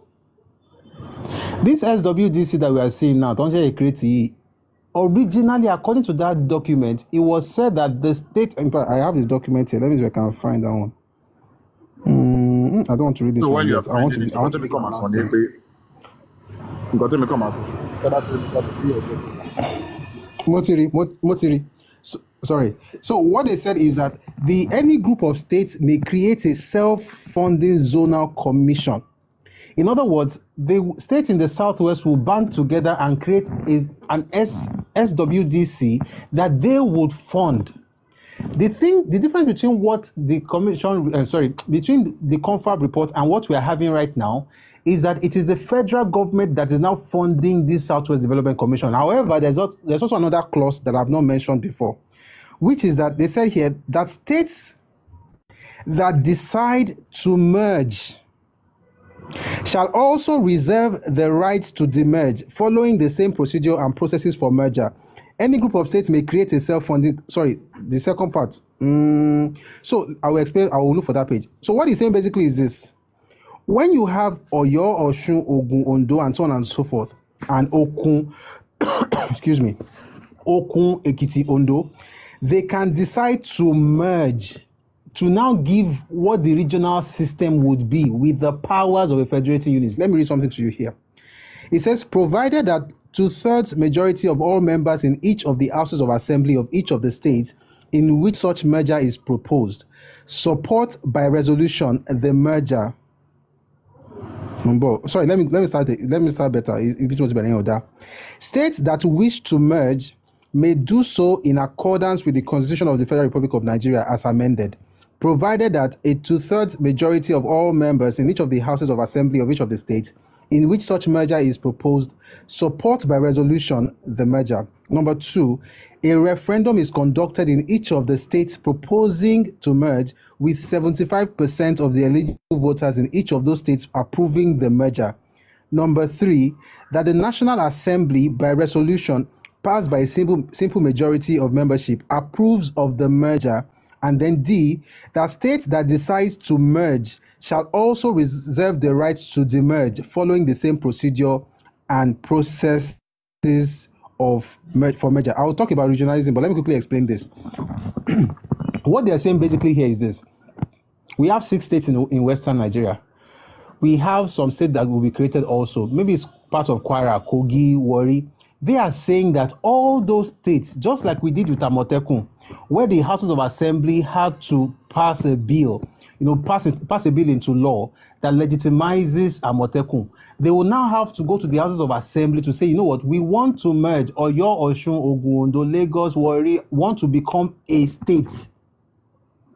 We won't use the word region now, just so that you can get it, so that we can all get it. So we have like 8, 10 states who want to become one state. All the houses of assembly that wants to join that thing will now have that conversation, and they have to pass it in their house. And just like with Amotekun, we will now pass that bill to the National Assembly, who will then approve of it. And then you will now have a situation where that regional system you are trying to get, you get it, but there will also be referendum amongst the people to vote whether they want to have a federating unit that is just one state with one premier, not several governors.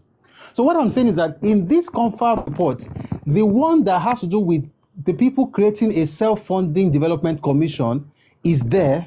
However, that is the one the federal government has created for us now.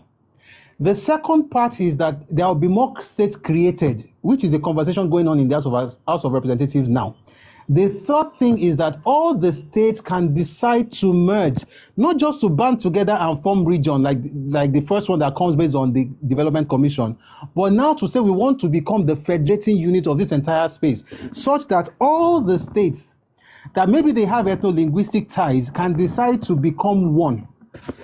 And so what you have essentially is a situation where the regional system that we are trying to get, that we cannot get straight up because of the reality of Nigeria, it now becomes very easy to get it because for the first time, the two things are happening. Number one is that the houses of assembly all over those states, they are passing it into law.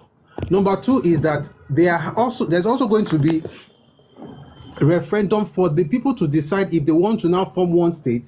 And then number three is that power, because when we went to Confab, we wanted regions. When other people came, they wanted states. So the compromise and the concession stomach is that, listen, we're now going to have more states. However, those states can have development commission. But you know what? Even more than that, they can merge and become one. And for me, that is where we now begin to test all these things that we say about wanting Yoruba to be together. Are we going to be able to do that with the House of Assembly and with the referendum for the people? Professor, I've read that before, and I'm not disagreeing with you. Okay. Again, I am a details person. You know what I'm saying? So all that somebody asked a question. He said, is this 75% of voters or eligible voters? Right. So before you eligible voters. Yeah. So those are the details I would talk about. Those are the details we will miss. You know what I'm saying?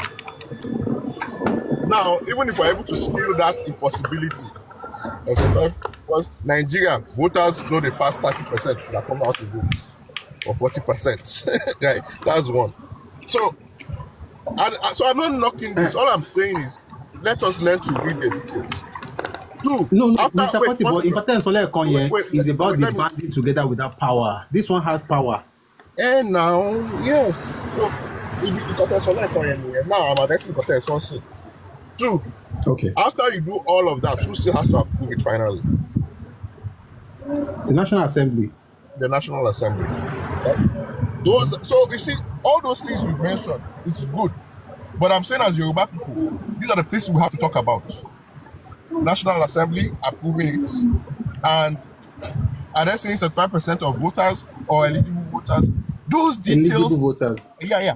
My point is, those details are the things we skim over. Like when we now go, your carpet like say what?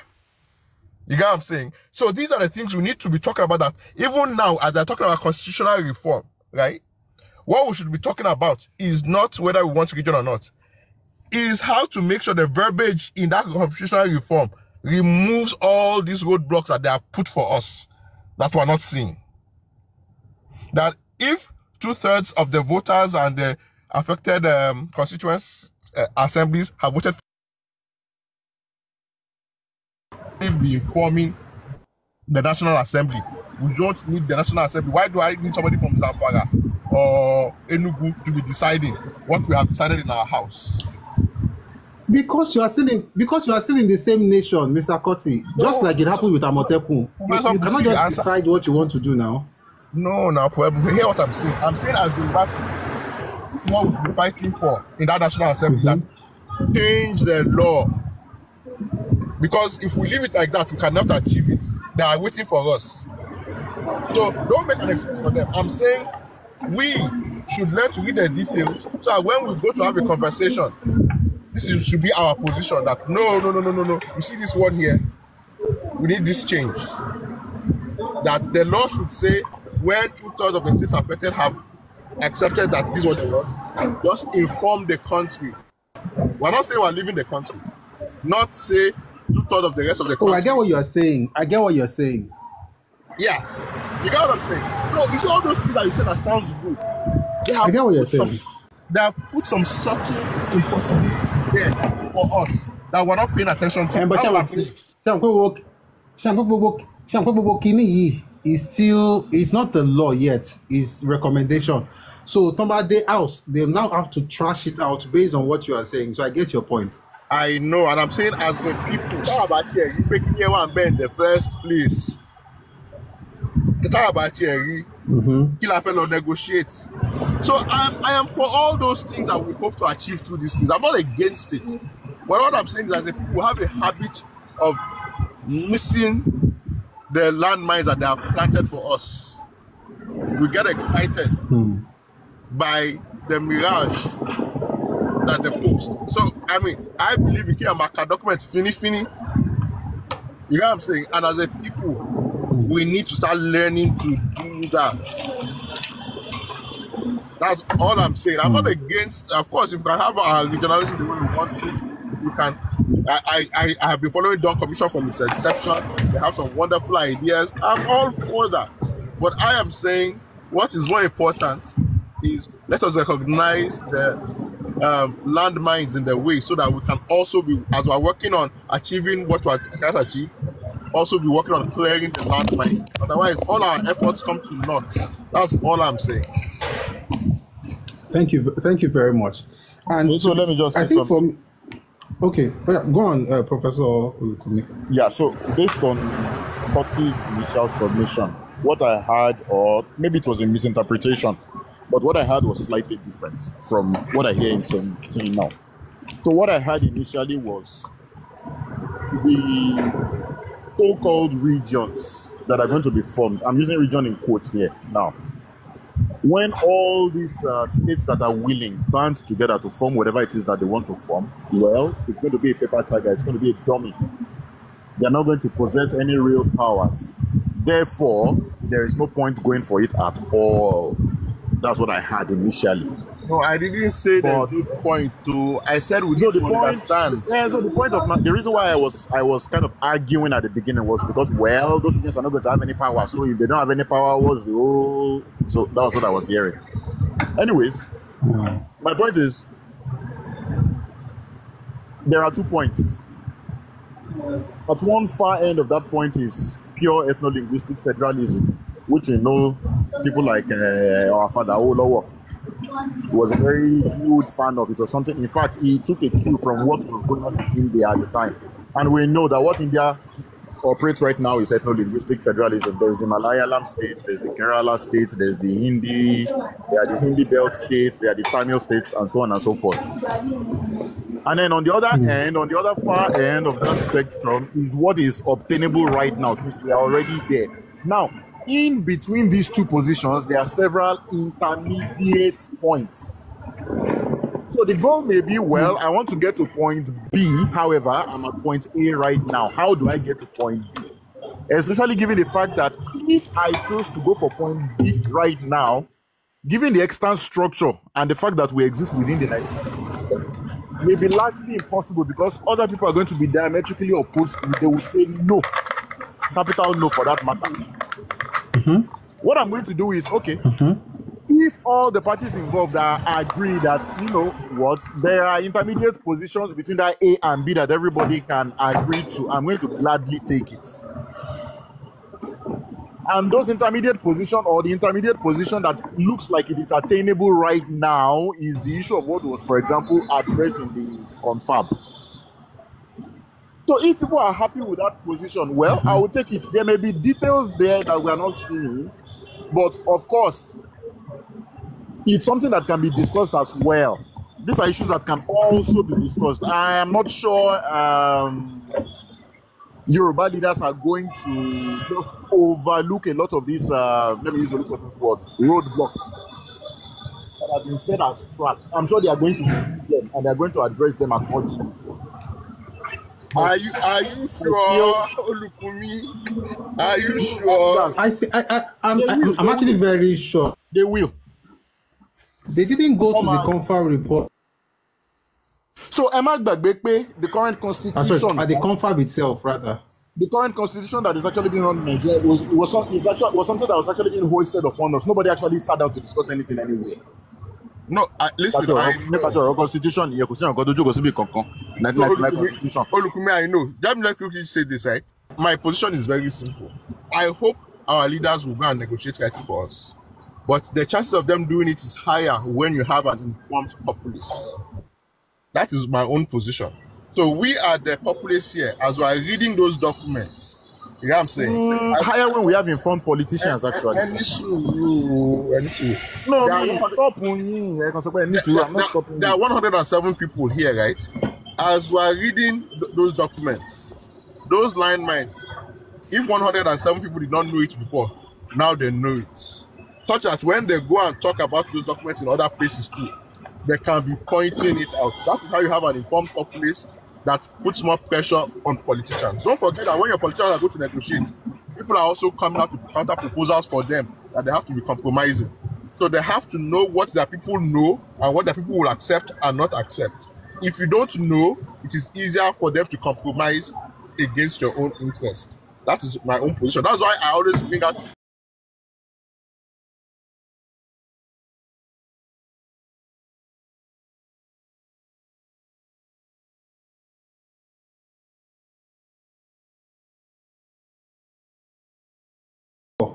I'm a corporation. That's why I wanted to see that you actually hire when you have an informed political class. In fact, the population may not even really know anything. But if you have politicians that are well informed and know what they are fighting for, you stand a better chance. So it's not about the number of laymen that actually know what is at stake. Of course, nobody's against having a politician now. As in, what I'm saying does not mean I'm saying the chances are higher when the politicians are actually better informed people. Now it is a plus. It is a plus if you also have a population that also knows the total. But the the politicians are coming from the people too. The politicians are coming from the people. So me, I've met some very smart politicians. Sorry, there's somebody. Yeah. Okay. I've met some very smart politicians, and Olukumi, you will agree to that. Some of our politicians, when you talk to them, you will be alarmed at their lack of knowledge. We have a mixed bag. So yes, informed politicians is very good. However, we can get them informed. I'm not against that. But whether it's politicians or whether it's people, let all of us be informed. I think that is the best scenario. Absolutely. So let me quickly say something, and I think we should be having these conversations more often. Ikotimo Sonsi, I didn't even know we're going to get into this, but I would say this. From the Confab report, there's no space for regionalism. Let me just quickly put that out there. Especially if we're defining regionalism based on what we had in the 1960s. There's nothing like that. What they said was that, number one, we already have 36 states. So there's no need to begin to create regions. What they thought was right. Each region, the states in each region as a commission. For me, see that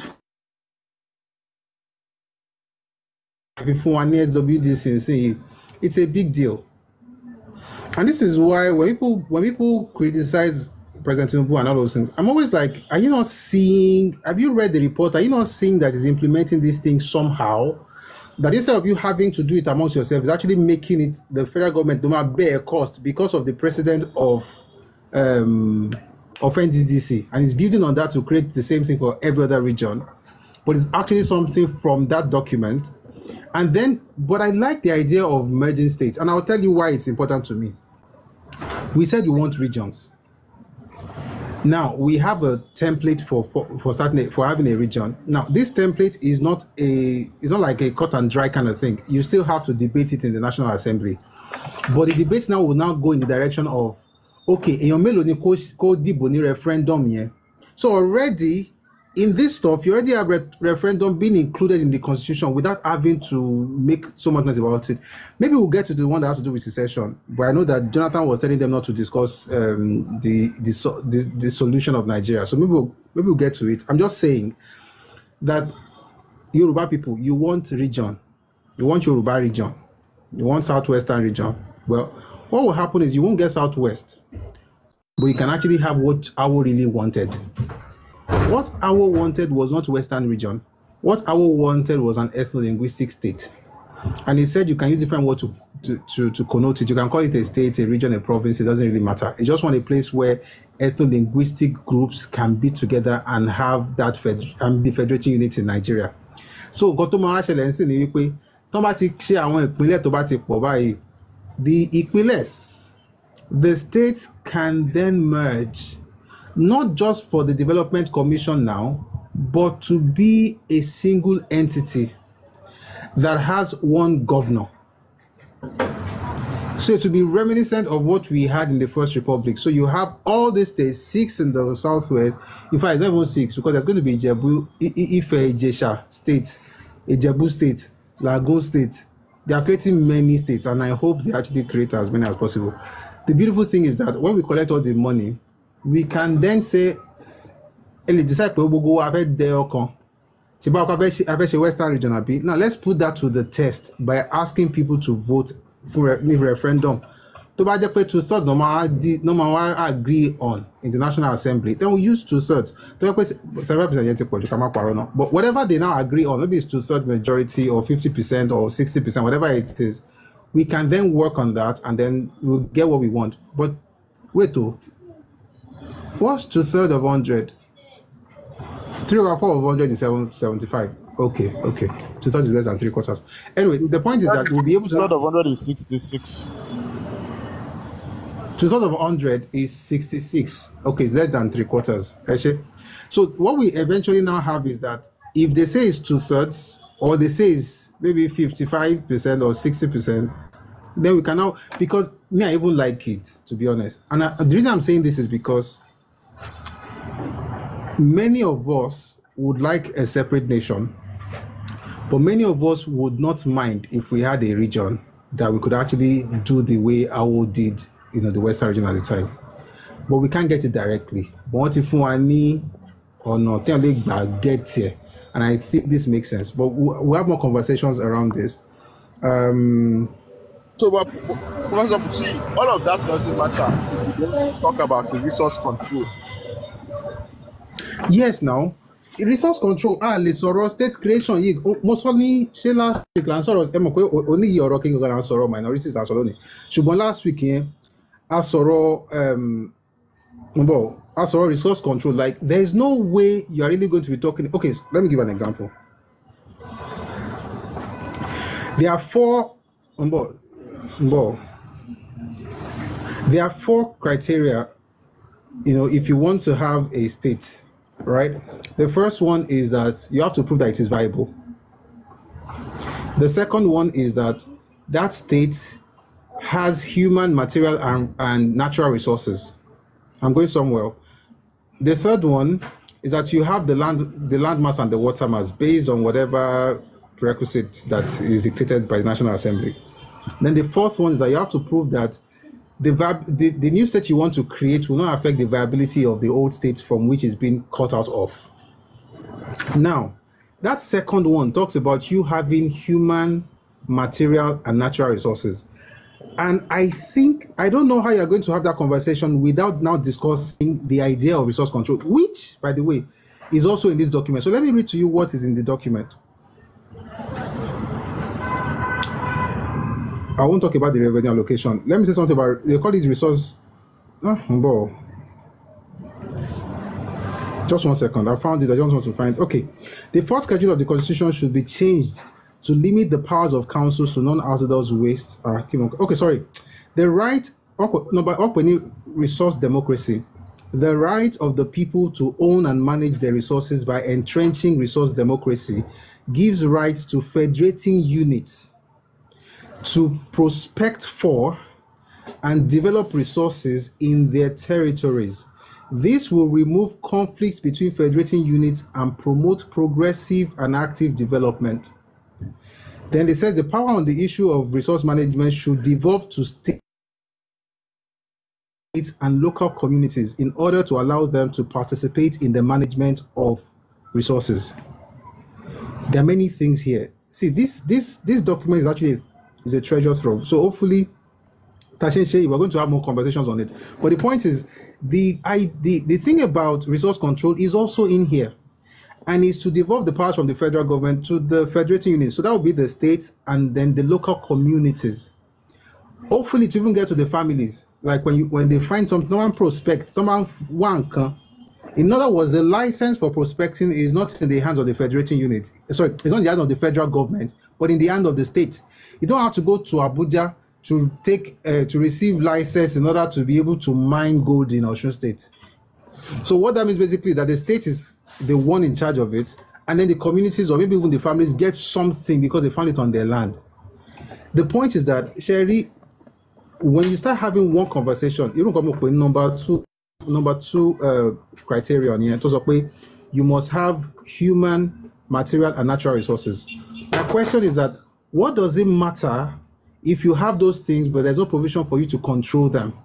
Which would then lead to this number 9 point here that is called resource democracy, or what we now all call resource control.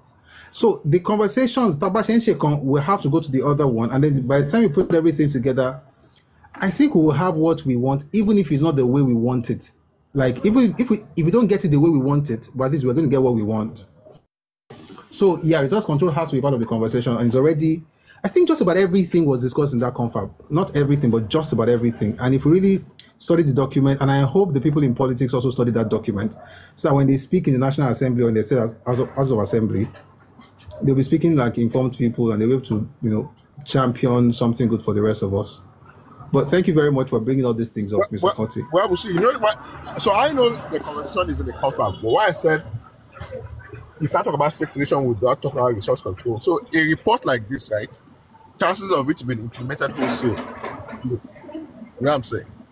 We are going to be implementing bits and pieces. And that's why I say, as the people, and especially our representatives, they have to know what ties into what and what is important.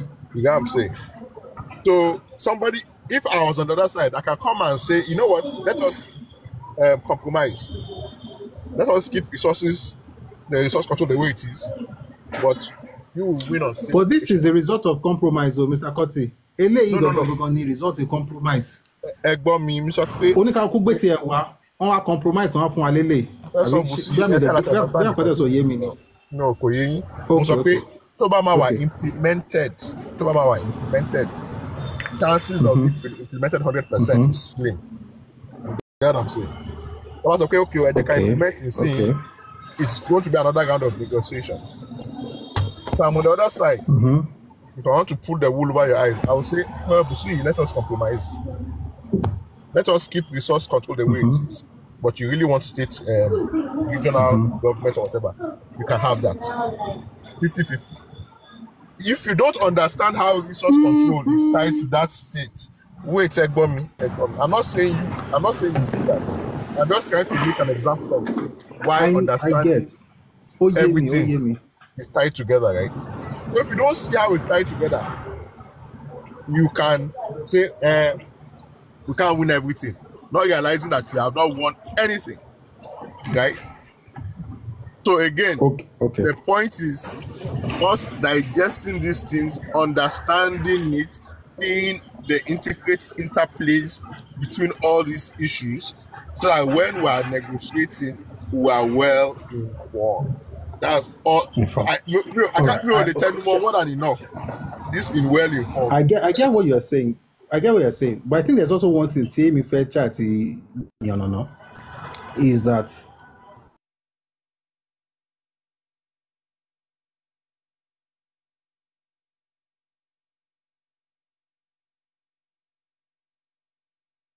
hundred. But Professor Busuyi, I think we lost you for like 10 seconds. I just heard you laughing. Oh, okay, sorry. No, I was laughing because of what Alex Ray wrote. Alex Ray said, I support what Mr. Kotti said, north for north, western for western, and eastern for eastern. He did not even say anything like that. So it's actually funny that that's what you picked from it. What I wanted to say is that if the conversation is about understanding the document, then I'm all for it. But I think there's also this thing where I want us to remember that, number one, we shouldn't reinvent the wheel. So we build on what has already been done. Number two, this document, I think we should be having sessions just discussing this confab report. This document really is a product of compromises. It says something like that. Okay. is a product of compromises. In other words, the Western region, the Western representatives, the representative of the Southwest, because I've listened to some of them talk, and I heard exactly what they went there with. This is not what they went to the conference with. They went with something else.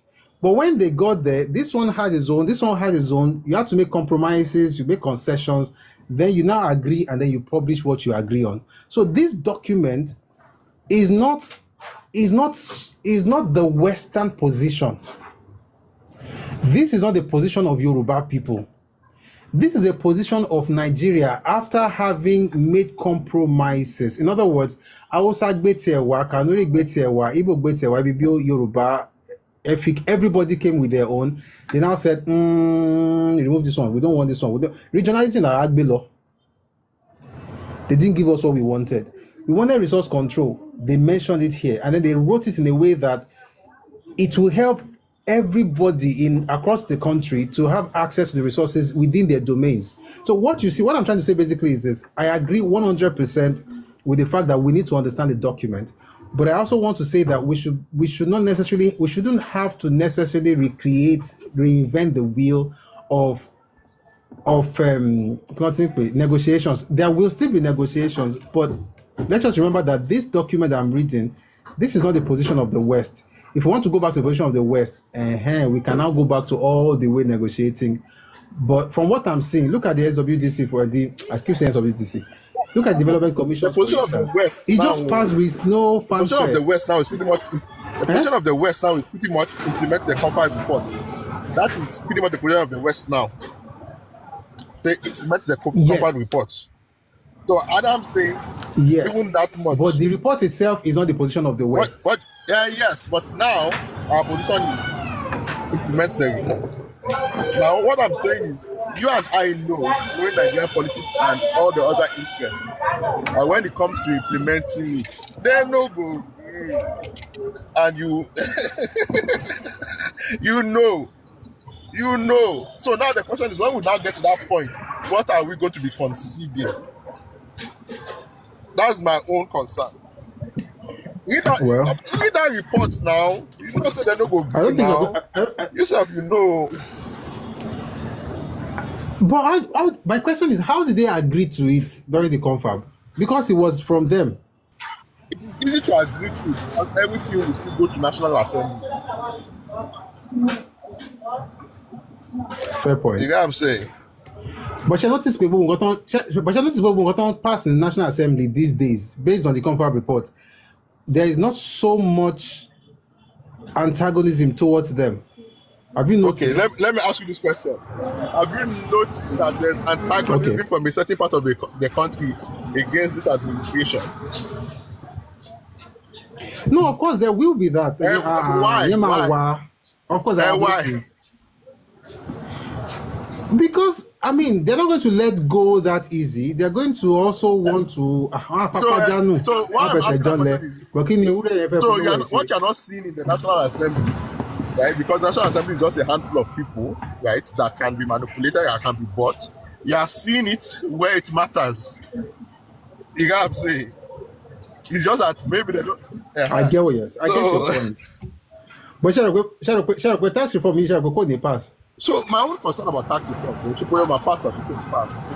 is what they will compromise. You know what I'm saying? What they will give up to come out after they could pass. So that's my own. Cherry, can you? Or politics in the that's what I'm saying. I mean, I tell you more people what give up on. Now, and when you're not more, can you want give up or can you give up or kill a fell, kill a bow, kill my give up Tama Fisok. Now, politicians what about food the Padawale. But if our people are not making that noise, our politicians they can sell us down the river. That's my own. So how do we are making the noise exactly. Talking about it here. I was going to say how do we make the noise? It might seem like we're talking about I'm talking and slowing down the program, but I'm doing that so we can pause and be talking about what I think are the important thing. We can quickly read over the document in 10 minutes and say yes, we've read it. Or we can spend hours on pivotal aspects so that our people are So for me, because I know that the conversation for us is more to inform and not to necessarily. So if I was talking to people in National Assembly, for instance, Yeah. I'll probably be going into the granular details. I'll go granular, but because it's to inform, the point is that a lot of us do not know what is in the confab report. I can assure you, by the way, we're going to talk about it again tomorrow. That merger of states, if majority of people shouting we want region, if they knew that thing, they'll be pushing for the implementation of that particular clause in the confab report. Exactly. But we don't know. So you're not making the point I've been making all this while. That if we don't know, we're not even going to know what we'll be fighting for. So that's what I'm trying to say, that Sherry, my own job as far as this is concerned on this platform is similar to what you have said, but maybe not to go granular. Like, what are we going to lose? What are we going to concede? And the reason I said that is because if, for instance, I was to be called to have a conversation with a committee in the National Assembly, oh yes, I'll go granular. Because now I'm going to ask, what are you going to consider? But I know that the generality of the people don't, and I know you are concerned about it because you're thinking at that, the point of Kinon Solun, Kinon Mwa. But generally, NTOT Monk, let alone thinking about what are you going to concede or compromise on. Yeah, I mean, I get you. So I think the first thing is that, so you know what Lava is saying, I'll even try to explain a bit more on that merger thing. I think it's important to talk about it because if we do, two things will happen in my own opinion. There are people who are vehemently against anything Nigeria. They want to have a separate nation. But I've always said that thing is a long-term thing that I believe in, by the way. But you have to have incremental gains in order to get to that point. Then there's another group of people who say regional system or nothing. Yeah. To those people, what if they know about this thing like constitution recommendation to fún you a lè fi sínú constitution pé kí àwọn states emerge. Ṣé àpò tí yẹn bá wà gbogbo pé èèyàn agitate will reduce. Instead of agitating to have, let us have a conversation where we create regional system. What we are doing with let us create regional system, as far as I'm not even wrong. The conversation about let us have regional system, in my opinion, I think it is reinventing the wheel. And this is why I said so. In 2014, Yoruba people went to confab with let us have a regional Kiniko. They now got pushbacks from the north, pushback from the other regions, and they compromised and they came up with let the states be able to merge. Why did they do that? I'll talk more about it tomorrow. But why did they do that? The North does not really fancy the idea of regions. As a matter of fact, many states in the Middle Belt do not want northern regions for obvious reasons. So what they will now say is that, listen, we're in the Middle Belt. Taraba, Southern Kaduna, part of Adamawa, part of Gombe, Jos, part of Nasarawa, we can decide to form a Middle Belt region. Exactly. So from their own perspective, they say... Even we as Yoruba people that want a Yoruba region, right? We as Yoruba people that want a Yoruba region, do we want the old northern region? We don't want the old northern region because we want Yoruba people in other parts. Yeah, part of even apart region. from, let us even say they give us a Yoruba people. Do we want the rest to have one northern region? Exactly. No. So the reason why I'm asking that, no, because that would be too much power. The reason why I'm asking that is many people that are talking about regionalism, they're only thinking about, I want to be Yoruba region. They're not understanding the whole picture. You get what I'm saying? And that is why I get go it. back to look, there's so much to understand. And unfortunately, in sessions like this, there's only so much we can talk about. I get it. But sometimes we advocate against our own interests, not to know, because we don't spend time on seeing how things are connected. I agree. And how they are related. So that's my own. So yeah. So Ola, our title for tomorrow will be how do we get regional system? Because we always talk about wanting to have it. So how do we get it? There's a document by Dr. Akifa Ponda that he put out a couple of days ago. I read it. Fantastic, brilliant stuff. And I think it's something good. But I think Yes, there's a new document that he put out. Is it on the Telegram group? About Western region. How we? No, it's not. I'll ask the person who sent it to me if I can put it out there, and then once I can do, I'll just put it there. They will have the conversation with that tomorrow as well. Because it's actually he wants us to have conversations about regional systems. So I will talk to him. He got me that document, so I will. In fact, it's not just one; it's a series of fantastic work. So I'll ask him. Then there's a video also. There's a video link. That one I can always put that one there. I'll ask him, and then I'll put it there. We'll have the conversation tomorrow. We'll be discussing how to get regional government, because that's what we always want. But the thing is that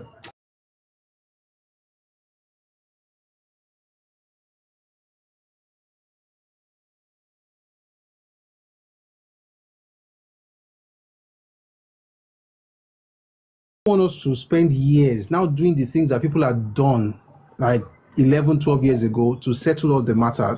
Instead of us to just build on it, it's as though we are trying to reinvent. So tomorrow, let's talk about how to get regional system in Nigeria. Like, we want it, yes, but how do we get it? Let me just say it. Some of the things I said today, I will say it again tomorrow.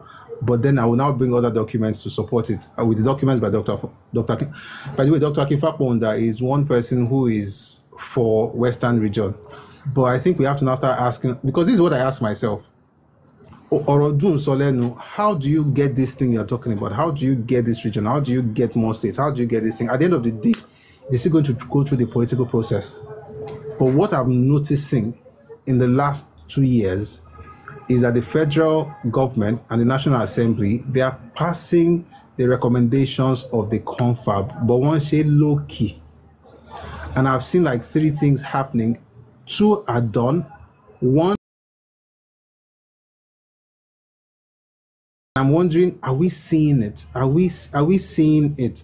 And if we are seeing it, how come our conversation is not about, look at this recommendation in the report. How come we're not doing it? Look at this other recommendation. Look at this one. We're not talking about it. We are talking as though we're talking as though there's nothing to work with. We're talking as though we're starting all over. You don't realize it.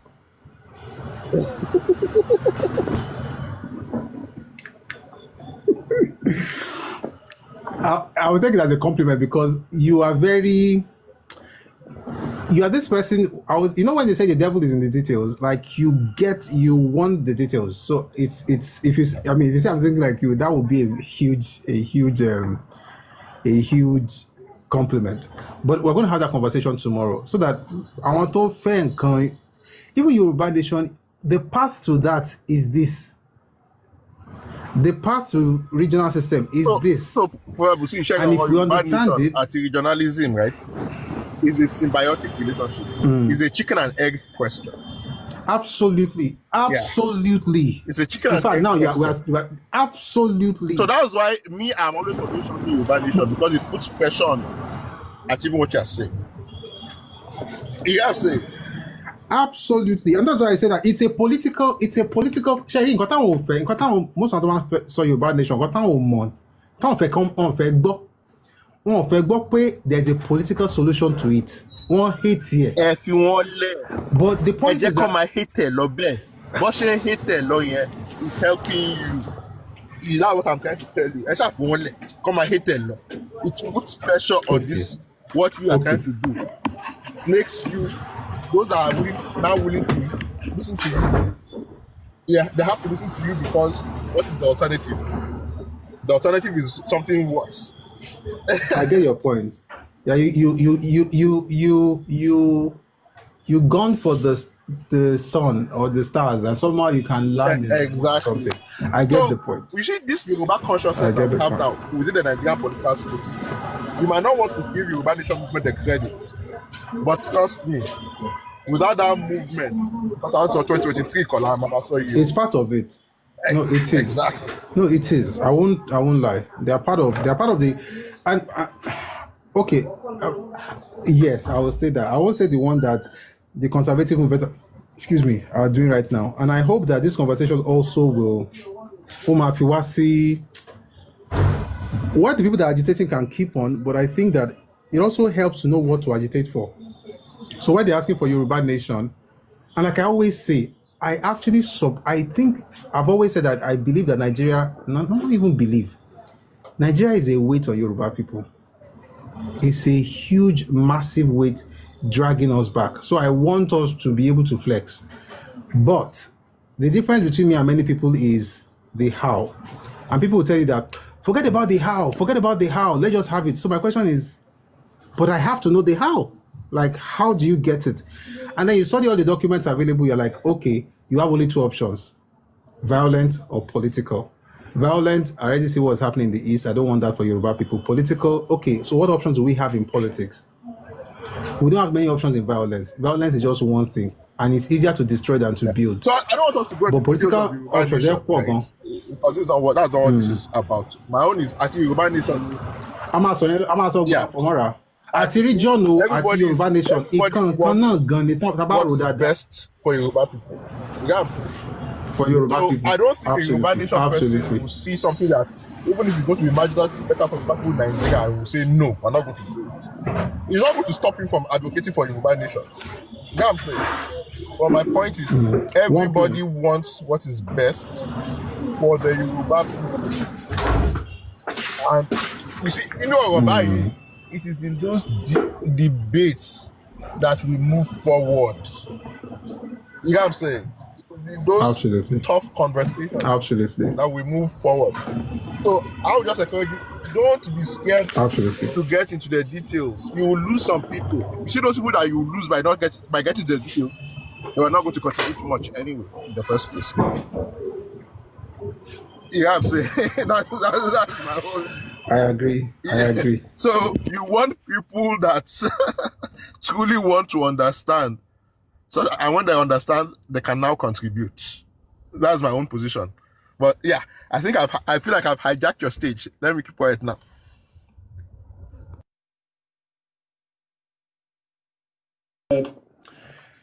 I'm glad you did.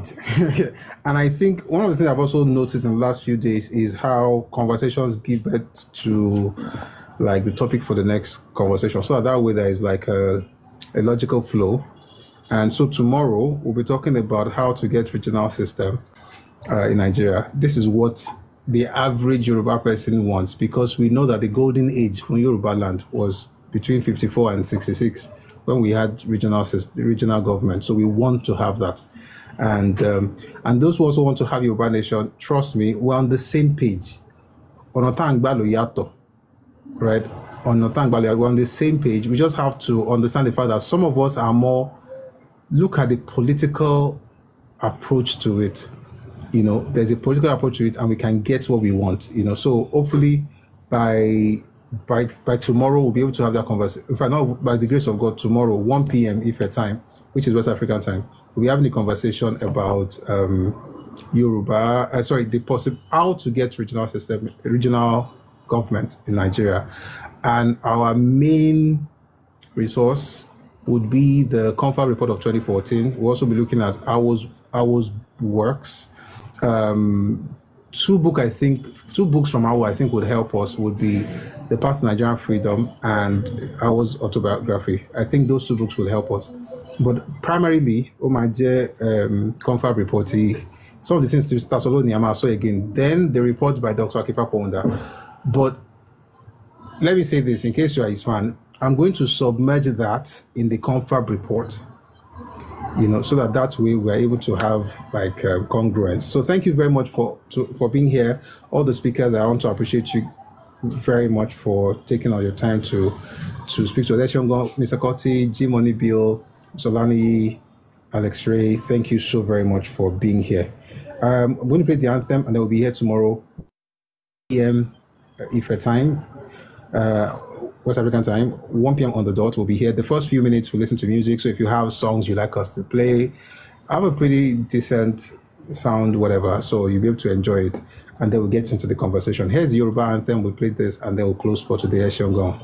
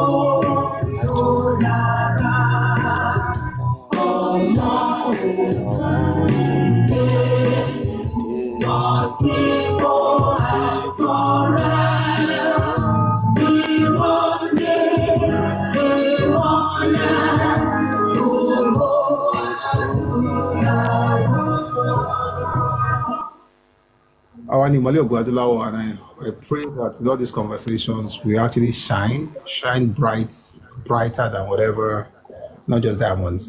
All right. So I'm trusting that these conversations will birth that renaissance that we were looking for or we're yearning for in Yoruba land. I want to thank everybody who was a part of this conversation, the people on the stage, people in the comment section. Thank you for typing and liking and sharing and for being with us since 1 p.m. Thanks to all the gifters. Thank you so much for supporting the live sessions. I really do appreciate you. And God bless you. We'll be here again tomorrow, 1 p.m. Ife time, West African time. We'll have the conversation continuing with how to get regional assistance. Have a lovely evening, everyone. Thank you. Odaro.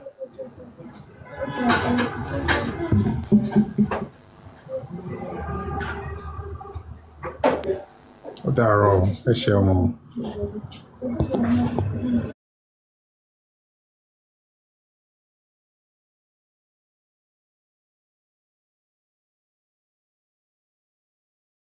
Fẹ́ àìsàn àìsàn ara àbí nǹkan tá a bá ń jẹ tó jẹ́ kó lè fa àkóbá fún àwọn àìsàn ara bóyá bíi kí ẹ̀dọ̀ àbí kíndìnrín dẹ̀ ni kó máa fail àbí kí nǹkan ọmọkùnrin kó má ṣe dáadáa àwọn nǹkan àṣàráṣá má jẹ́ torí tí bá tún sọ̀rọ̀ àwọn iyán àti ẹ̀gúsí wọ́n máa tún máa dá sọ̀rọ̀ mi.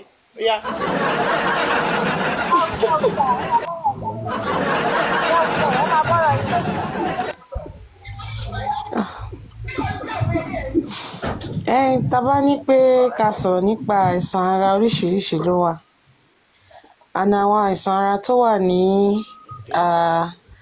agbègbè wa ká sọ pé bóyá ní ìlú tá a wà Nàìjíríà yìí àwọn nǹkan tó common náà tá a máa ń rí tó jẹ́ pé ó máa ń gbé àwọn èèyàn wá sí ilé ìwòsàn ní ìgbàkúgbà àti àwọn nǹkan tí ó máa ń fà á. Tá bá ní ká sọ̀rọ̀ nípa ẹ̀ oríṣiríṣi àwọn àìsàn ara tó wà tí mo lè sọ òun ni nípa ìfúnpá gíga, òun ni nípa àìsàn ìtọ̀ ṣúgà, òun ni nípa àìsàn ti cholesterol náà. Yes, àwọn tó sábà common tá a máa ń rí nìyẹn tó yẹ pé nínú numbers àwọn patient tá a máa ń rí lójoojúmọ́ a máa rí tó bẹ́ẹ̀ tá a bá rí bíi 200 patients 170 àbí 180 ló máa wá sí hospital nípa irú àwọn irúfẹ́ àìsàn báyìí. Ṣé understand? And àwọn nǹkan tó dẹ̀ máa ń fà á tó yẹ pé a máa fi ní ìfúnpá gíga àbí tá a máa fi ní ìtọ̀ ṣúgà òun ni wípé àwọn oúnjẹ tá à ń jẹ láràndì wa, àwọn bá ṣe ń gbé ìgbésí ayé wa, bá ṣe ń lo ìgbésí ayé wa, àwọn míì wọ́n máa ń pè nǹkan ní hereditary lifestyle tó yẹ pé ẹlòmíì bó ṣe ń lo ìgbésí ayé ẹ̀ bó ṣe ń ṣe àwọn tó yẹ pé wọn kì í sùn déédéé ńgbà míì. Ẹlòmíì á rò pé mo fẹ́ pa owó, mo fẹ́ mówó, mo fẹ́ mówó délé, mo fẹ́ ṣe. Wọn ò ní àsìkò láti sùn dáadáa. Irúfẹ́ nǹkan báyìí tíyàn bá ń fi ìyà oorun jẹ ara ẹ̀ ní gbogbo ìgbà ó lè fà á kí ìfúnpá èèyàn kó máa ṣe ségesège. Téèyàn bá ń sùn lásìkò ó ní numbers of hours tó yẹ kíyàn fi sùn lójúmọ́. at least 8 hours ó kéré jù kéèyàn sùn ní alẹ́. During the day 2 hours kéèyàn fi nap ó máa ń wà okay. But torí society tá a wà, ẹni tó ti kúrò nílé láti aago mẹ́fà àárọ̀ ìdájí pé kó lè meet up pẹ̀lú traffic, kó lè meet up pẹ̀lú mọ́tò tó fẹ́ wọ̀, kó bá lè débi iṣẹ́ láago mẹ́jọ àárọ̀. Ṣé irúfẹ́ èèyàn bẹ́ẹ̀ tó délé láago mẹ́wàá alẹ́ nígbà tí traffic ti mú lọ́nà tó ti ṣe, aago mélòó ló tún fẹ́ sùn nígbà tó bá délé láago mẹ́wàá alẹ́? Nígbà tó bá dẹ̀ délé láago mẹ́wàá alẹ́, kán tó jẹun, kán tó ṣe pé wọ́n tó wẹ̀, kán tó sọ pé wọ́n fẹ́ wọ yàrá lọ sùn, aago mọ́kànlá, aago méjìlá ń gbà míì, ẹlòmíì aago kan ó sì ń rìn kiri nínú ilé. Ó dẹ̀ gbọ́dọ̀ jí láago 4-5 láti múra fáwọn ọmọ iléèwé tó bá irú èèyàn bẹ́yẹn tó bá ní ọmọ, àbí tó bá ní family tó ń take care, tó bá fẹ́ dáná oúnjẹ bí irúfẹ́ èèyàn bẹ́ẹ̀ fẹ́ gbóúnjẹ dání lọ sí ibi iṣẹ́, ẹ mọ̀. So how many hours ló fi sùn bẹ́yẹn? Kò sí àsìkò tó pọ̀ láti sùn. Kì í ṣe oorun nìkan náà kọ́ ló máa ń fa irú nǹkan báyìí. Oúnjẹ tá à ń jẹ náà ńkọ́? Àwọn oúnjẹ tó níyọ̀ jù, èèyàn tó bá ń jẹ oúnjẹ tó ń jẹ́ pé wọ́n fẹ́ jẹun báyìí, tó bá ti da yọ̀ lù, tó bá ti da magí lù, kò tí ì dùn lẹ́nu wọn. Irú nǹkan bẹ́yẹn náà ó máa ń fa kí ìfúnpá èèyàn kó ga náà, ó máa ń fà á. Àwọn oúnjẹ olóròóró, àwọn oúnjẹ tó máa ń dín jù, ẹni tó yẹ pé ó fẹ́ràn nǹkan dídín, á jẹ àkàrà dídín, á jẹ ẹja dídín, á jẹ ẹran dídín, àwọn nǹkan bẹ́yẹn ó máa ń fà á kí ìfúnpá èèyàn kó máa fò sókè, kó máa ṣe ségesège. Bẹ́ẹ̀ náà ni ti àrùn ìtọ̀ ti ṣúgà náà. Àrùn ìtọ̀ ti ṣúgà yẹn, òun tiẹ̀ ó kàn lè wá lóríṣiríṣi ọ̀nà. Ó lè wá naturally. Ẹlòmíì ó lè yẹ pé bóyá tó bá tó ọmọ ọdún kan báyìí ló ní àìsàn ṣúgà yẹn máa dé. Bó ṣe wà lọ́mọdé náà ló wà lágbàlagbà. Bó ṣe wà ní ọmọdé, tí àwọn ọmọdé yẹn a máa ń pè wọ́n ní juvenile diabetes. A máa ń pè ní juvenile diabetes fún àwọn ọmọdé kékeré. Àwọn ọmọ ọdún mẹ́wàá mi ẹ̀rí ó máa ní ìtọ̀ ṣúgà. Ọmọ ọdún 11 ó máa ní ìtọ̀ ṣúgà. Ọmọ ọdún 15 mi á ní ìtọ̀ ṣúgà. Kì í ṣe àgbàlagbà nìkan kọ́ ló máa ń ṣe. Ọmọdé mi náà máa ń ní ìfúnpá gíga o. Àwọn ọmọdé mi náà wọ́n máa ń ní ìfúnpá gíga. Kì í ṣe àgbàlagbà nìkan kọ́ ló máa ń ní. So mo ìfẹ́ kí ká wà bias nípa àwọn irúfẹ́ èèyàn tó máa ń ṣe. Bó ṣe ń ṣe ọmọdé náà ló ń ṣe àgbàlagbà. Bó ṣe ń ṣe ọmọdé ló ń ṣe àgbàlagbà. So we need to know. Ó yẹ ká mọ̀ àwọn nǹkan tó lè fà á. Oúnjẹ ni genetic, ó lè wà transferred from ìyá sí ọmọ, bàbá sọ́mọ tó bá wà nínú family. Tó bá wà nínú family, ẹlòmíì lè gbé. Ẹlòmíì lè jẹ́ pé bí through lifestyle náà ni tí mo dárúkọ lẹ́ẹ̀kan náà. Àwọn èèyàn tó máa ń mu nǹkan dídùn, tó ń jẹ nǹkan dídùn, tó bá fẹ́ jẹ nǹkan báyìí, tó bá ti da ṣúgà púpọ̀ sí, da míìkì tó pọ̀ sí, wọn ò tí ì jẹ nǹkan tó dùn. Àwọn èèyàn tó ń jẹ nǹkan tó dùn bẹ́yẹn, you need to cut down on their sugar. O ní láti break down gbogbo ṣúgà wọn. So we need to know what àwọn nǹkan tá a bá rò pé ó máa ń fà á. Ẹlòmíì ó lè yẹ pé ìgbà tó bá lóyún ló máa wá sí ara ẹ̀. Òun la máa ń pè ní pregnancy induced diabetes. Ó lè yẹ pé ìgbà tó bá lóyún ni hormone yẹn máa wà secreted sínú ẹ̀jẹ̀, tó yẹ pé ó máa bẹ̀rẹ̀ sí ní diabetes. So àwọn ẹlòmíì dẹ̀lélé náà, ẹlòmíì tó yẹ pé ẹlòmíì ó lè tóbi, àwọn tó máa ń sanra jù, tó máa ń ní excessive fat yẹn náà, ó máa ń fà á náà. Àwọn tó máa ń mu àwọn caloric drinks yìí, àwọn carbonated drinks tó máa ń mu kóòkì, mu fanta, irú àwọn nǹkan bẹ́ẹ̀ yẹn ó lè fà á. Ẹni tó bá ń jẹ irú àwọn nǹkan bẹ́ẹ̀ yẹn náà ó lè fà á.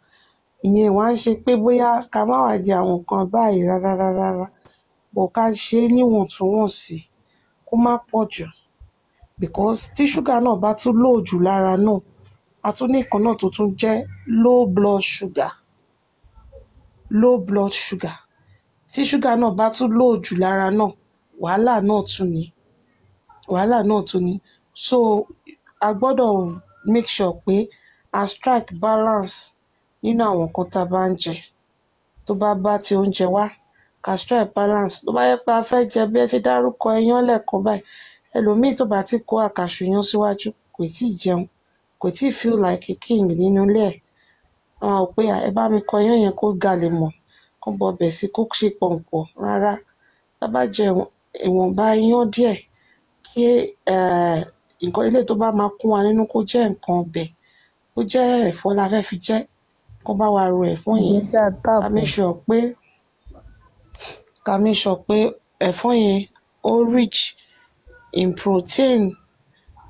Ẹja wà ńbẹ̀ ni, pọ̀nmọ́ wà ńbẹ̀ ni, irú, edé, ẹ̀gúsí, edé, kó wà ńbẹ̀. Bó jẹ́ pọ̀nmọ́ lẹ fẹ́ fi sí, bó jẹ́ ẹja gbígbẹ, edé ni, irú ni, kó wà ńbẹ̀ kó pọ̀ dáadáa. Kí ẹ̀fọ́ yẹn náà dẹ̀ pọ̀. Ká make sure pé ẹ̀fọ́ yẹn pọ̀ gan ju iyán tá a fẹ́ jẹ lọ. Ṣé you understand? So irú àwọn nǹkan bẹ́ẹ̀ yẹn ó wà very very important. A gbọ́dọ̀ bójútó nǹkan tá à ń jẹ dáadáa. A dẹ̀ gbọ́dọ̀ make sure pé à ń ṣe exercise déédéé.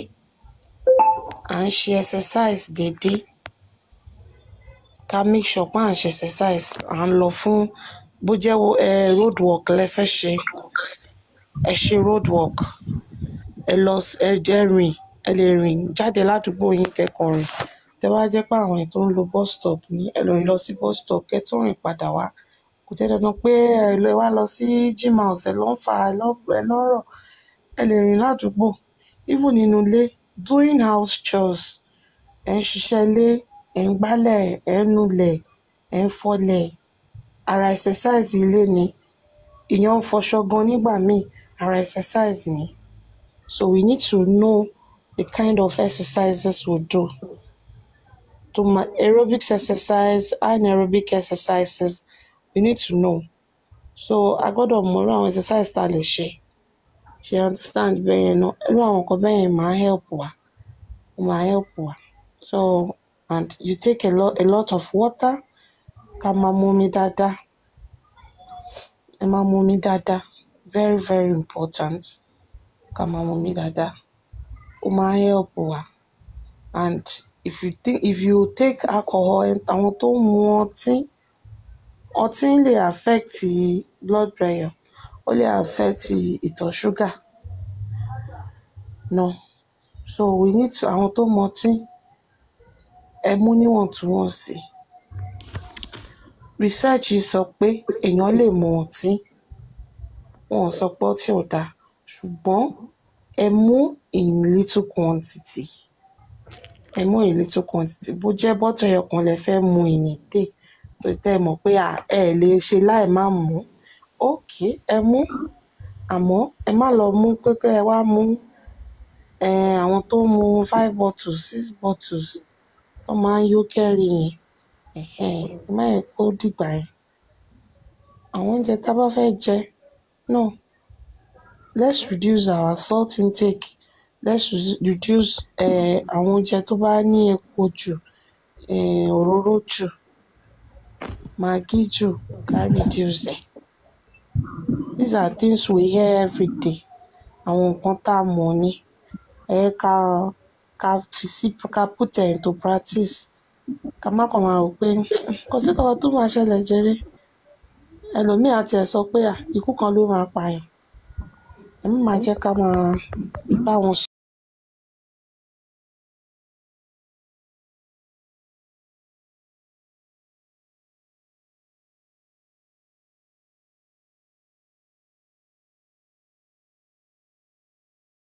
mẹ́wàá alẹ́ ló tó máa bẹ̀rẹ̀ sí ní wò pé àmú fẹ́ jẹun àgùkò irú àwọn oúnjẹ bẹ́ẹ̀ yẹn kò ní digest nǹkan tó máa ń fa pot belly fáwọn míì nìyẹn lómi tó yẹ pé inú ẹ̀ máa rí gbẹ̀ngbẹ̀ ni because the food was not being able to digest well ó máa cause accumulation of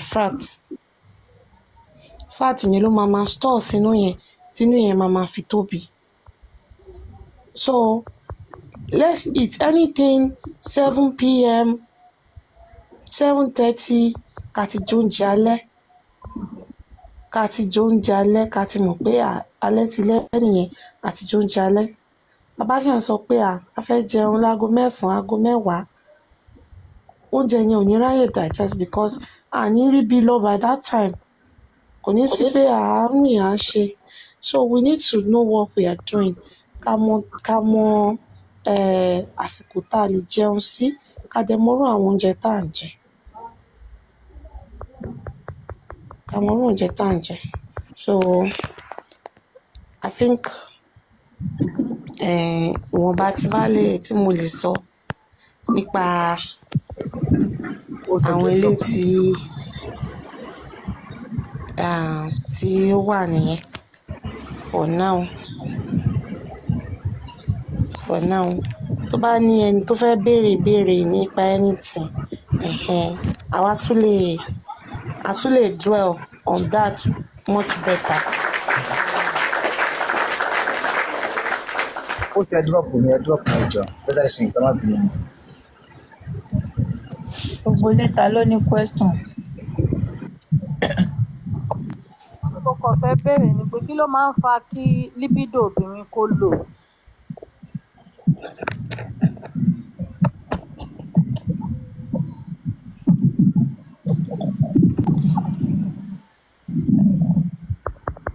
Hello ma. Libido obìnrin oríṣiríṣi nǹkan ló lè fa libido obìnrin but the most apparent one tó máa ń cause ni pé most of àwọn obìnrin tán bá dábẹ́ fún wọn kì í ní libido dáadáa because ibi tí tó bá ti gé yẹn ibẹ̀ yẹn ló máa ń cause drive tó máa ń mú understand nǹkan tèmi fẹ́ sọ mi fẹ́ lo English torí sensitivity platform yìí so ẹlòmíì tó bá ti dábẹ́ fún láti kékeré tó bá ti gé ìdọ̀ ẹ̀ yẹn kò sí bọ́kùnrin ṣe lè ṣe pẹ̀lú ẹ̀ kò ní feel ẹ̀ kò ní enjoy ẹ̀ understand kò ní enjoy ẹ̀ ẹlòmíì dẹ̀ lélẹ́yìí ó dẹ̀ lè wà related to 1 or 2 medical conditions like bí mo ṣe dárúkọ lẹ́ẹ̀kan diabetes lẹ́ẹ̀kan yẹn àwọn thyroid diseases àwọn ìgbà míì gan heart disease ó lè cause ẹ̀ and also ẹlòmíì ó lè jẹ́ stress lè cause ẹ̀ anxiety bóyá yàn máa ṣe wàhálà jù láti pé kó lè respond very well during intimacy kò ní lè respond dáadáa understand bẹ́yẹn ẹlòmíì ó lè wà depressed bí ẹlòmíì ń deal pẹ̀lú depression tó ń deal pẹ̀lú bó ló ṣe fẹ́ papọ̀ mọ́ kí ó ní good sex drive kò ní ẹlòmíì dẹ̀lélẹ̀ náà lè jẹ́ lack of intimacy bóyá kò ní olùbárò àbí ẹni tó ń jọ lè sọ̀rọ̀ kò lólùfẹ́ kò ní olólùfẹ́ tí ò fún ní attention lack of communication or ẹlòmíì tó ní trust issues náà ó tún lè cause ẹ̀ lórí ìyẹn nìyẹn àwọn ẹlòmíì dẹ̀lélẹ́yìí náà àwọn tó bá ní unwell treated urinary tract infections náà nígbà míì àwọn tó bá ní sexually transmitted infection not treated very well tó bá treat ẹ̀ dáadáa ó lè fà á to contribute to low libido. Yes, it will cause painful intercourse, vaginal dryness, difficulty in reaching orgasm sometimes. I understand. So irú àwọn nǹkan bẹ́ẹ̀ yẹn ó máa ń cause ẹ̀. Ìgbà míì a máa ń wo àwọn hormonal changes kọ̀ọ̀kan nínú ara àwọn obìnrin. Ó lè jẹ́ gbà míì tóbìnrin míì bá lóyún ó lè fà á kí libido ẹlòmíì kó low. Ó lè jẹ́ pé ìgbà tí obìnrin míì wá lóyún yẹn gan ó lè fà á náà tó jẹ́ pé ìgbà yẹn náà ni libido ẹ̀ tún máa wá high. So it differs in different kind of people. So ẹlòmíì náà dẹ̀lélẹ̀ náà bóyá during breastfeeding oríṣiríṣi nǹkan ló lè fà á. Ó ní mo ṣe ń dárúkọ oríṣiríṣi tí mo ṣe ń sọ gbogbo ẹ̀ lura. So yé yín bẹ́yẹn.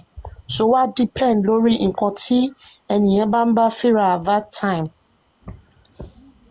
You understand? Nǹkan tí ẹnìyẹn bá ń bá fíra at that time lẹ́nìyẹn máa fi wò pé okay nǹkan tí wọ́n sọ yìí o bóyá ilé tó ń ṣe mí nínú ẹ̀ lélẹ̀ bóyá nǹkan tó lè fà á nìyẹn. So bí mo ṣe ń sọ láti bẹ̀rẹ̀ àwọn tí wọ́n bá ṣe tó máa circumcise wọn àwọn obìnrin tó bá gé ìdán wọn yẹn most of them majority of them they deal with low libido. They don't even reach, most of them does not even reach orgasm during intercourse. They don't even reach it at all. Ẹlòmíì máa struggle ó máa ń tètè dry during intercourse. Ẹlòmíì á ti dry pa kò ní wà move kò ní feel anything. She understand bẹ́yẹn. So mo dẹ̀ tún dárúkọ nípa infections. Ẹlòmíì tó bá ní infection tí wọ́n bá treat ẹ̀ dáadáa tó jẹ́ pé wọ́n kàn treat ẹ̀ lélérèfé ni tó fi lọ irú infection yẹn lè lead kó cause low libido. Ó máa affect sex drive ẹni yẹn. Àwọn míì dẹ̀lélẹ̀ náà ó dẹ̀ lè jẹ́ pé àwọn psychological this thing ni bí stress bí anxiety bí depression àwọn relationship issue bí ẹlòmíì mọ́ ní heartbreak wọ́n serve ẹ̀ ní breakfast ni inú ẹ̀ lè máa dùn. Èèyàn tó ní relationship problems tó yẹ pé gbogbo ìgbà ló ní relationship problems àwọn ẹlòmíì náà tó ní low self esteem náà wà ń bẹ̀ o. Àwọn míì náà fatigue àwọn tó máa ń ṣiṣẹ́ jù tó máa ń rẹ̀ wọ́n time after time àwọn yẹn náà ó máa ń ṣẹlẹ̀ náà. Àwọn sexual trauma àwọn PTSD yẹn ó máa ń ṣẹlẹ̀ ó máa ń cause low libido.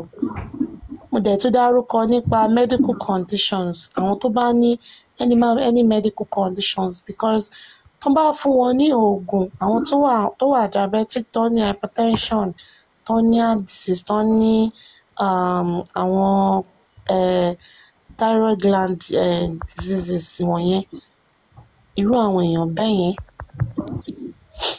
àwọn oògùn tó máa ń fún wọn yẹn ó máa ń work against libido obìnrin míì nígbà míì.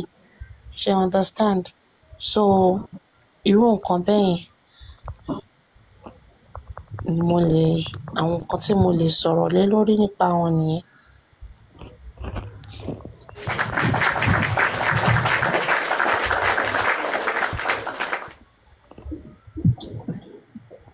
Gbogbo ilé ta ló tún ní ìbéèrè?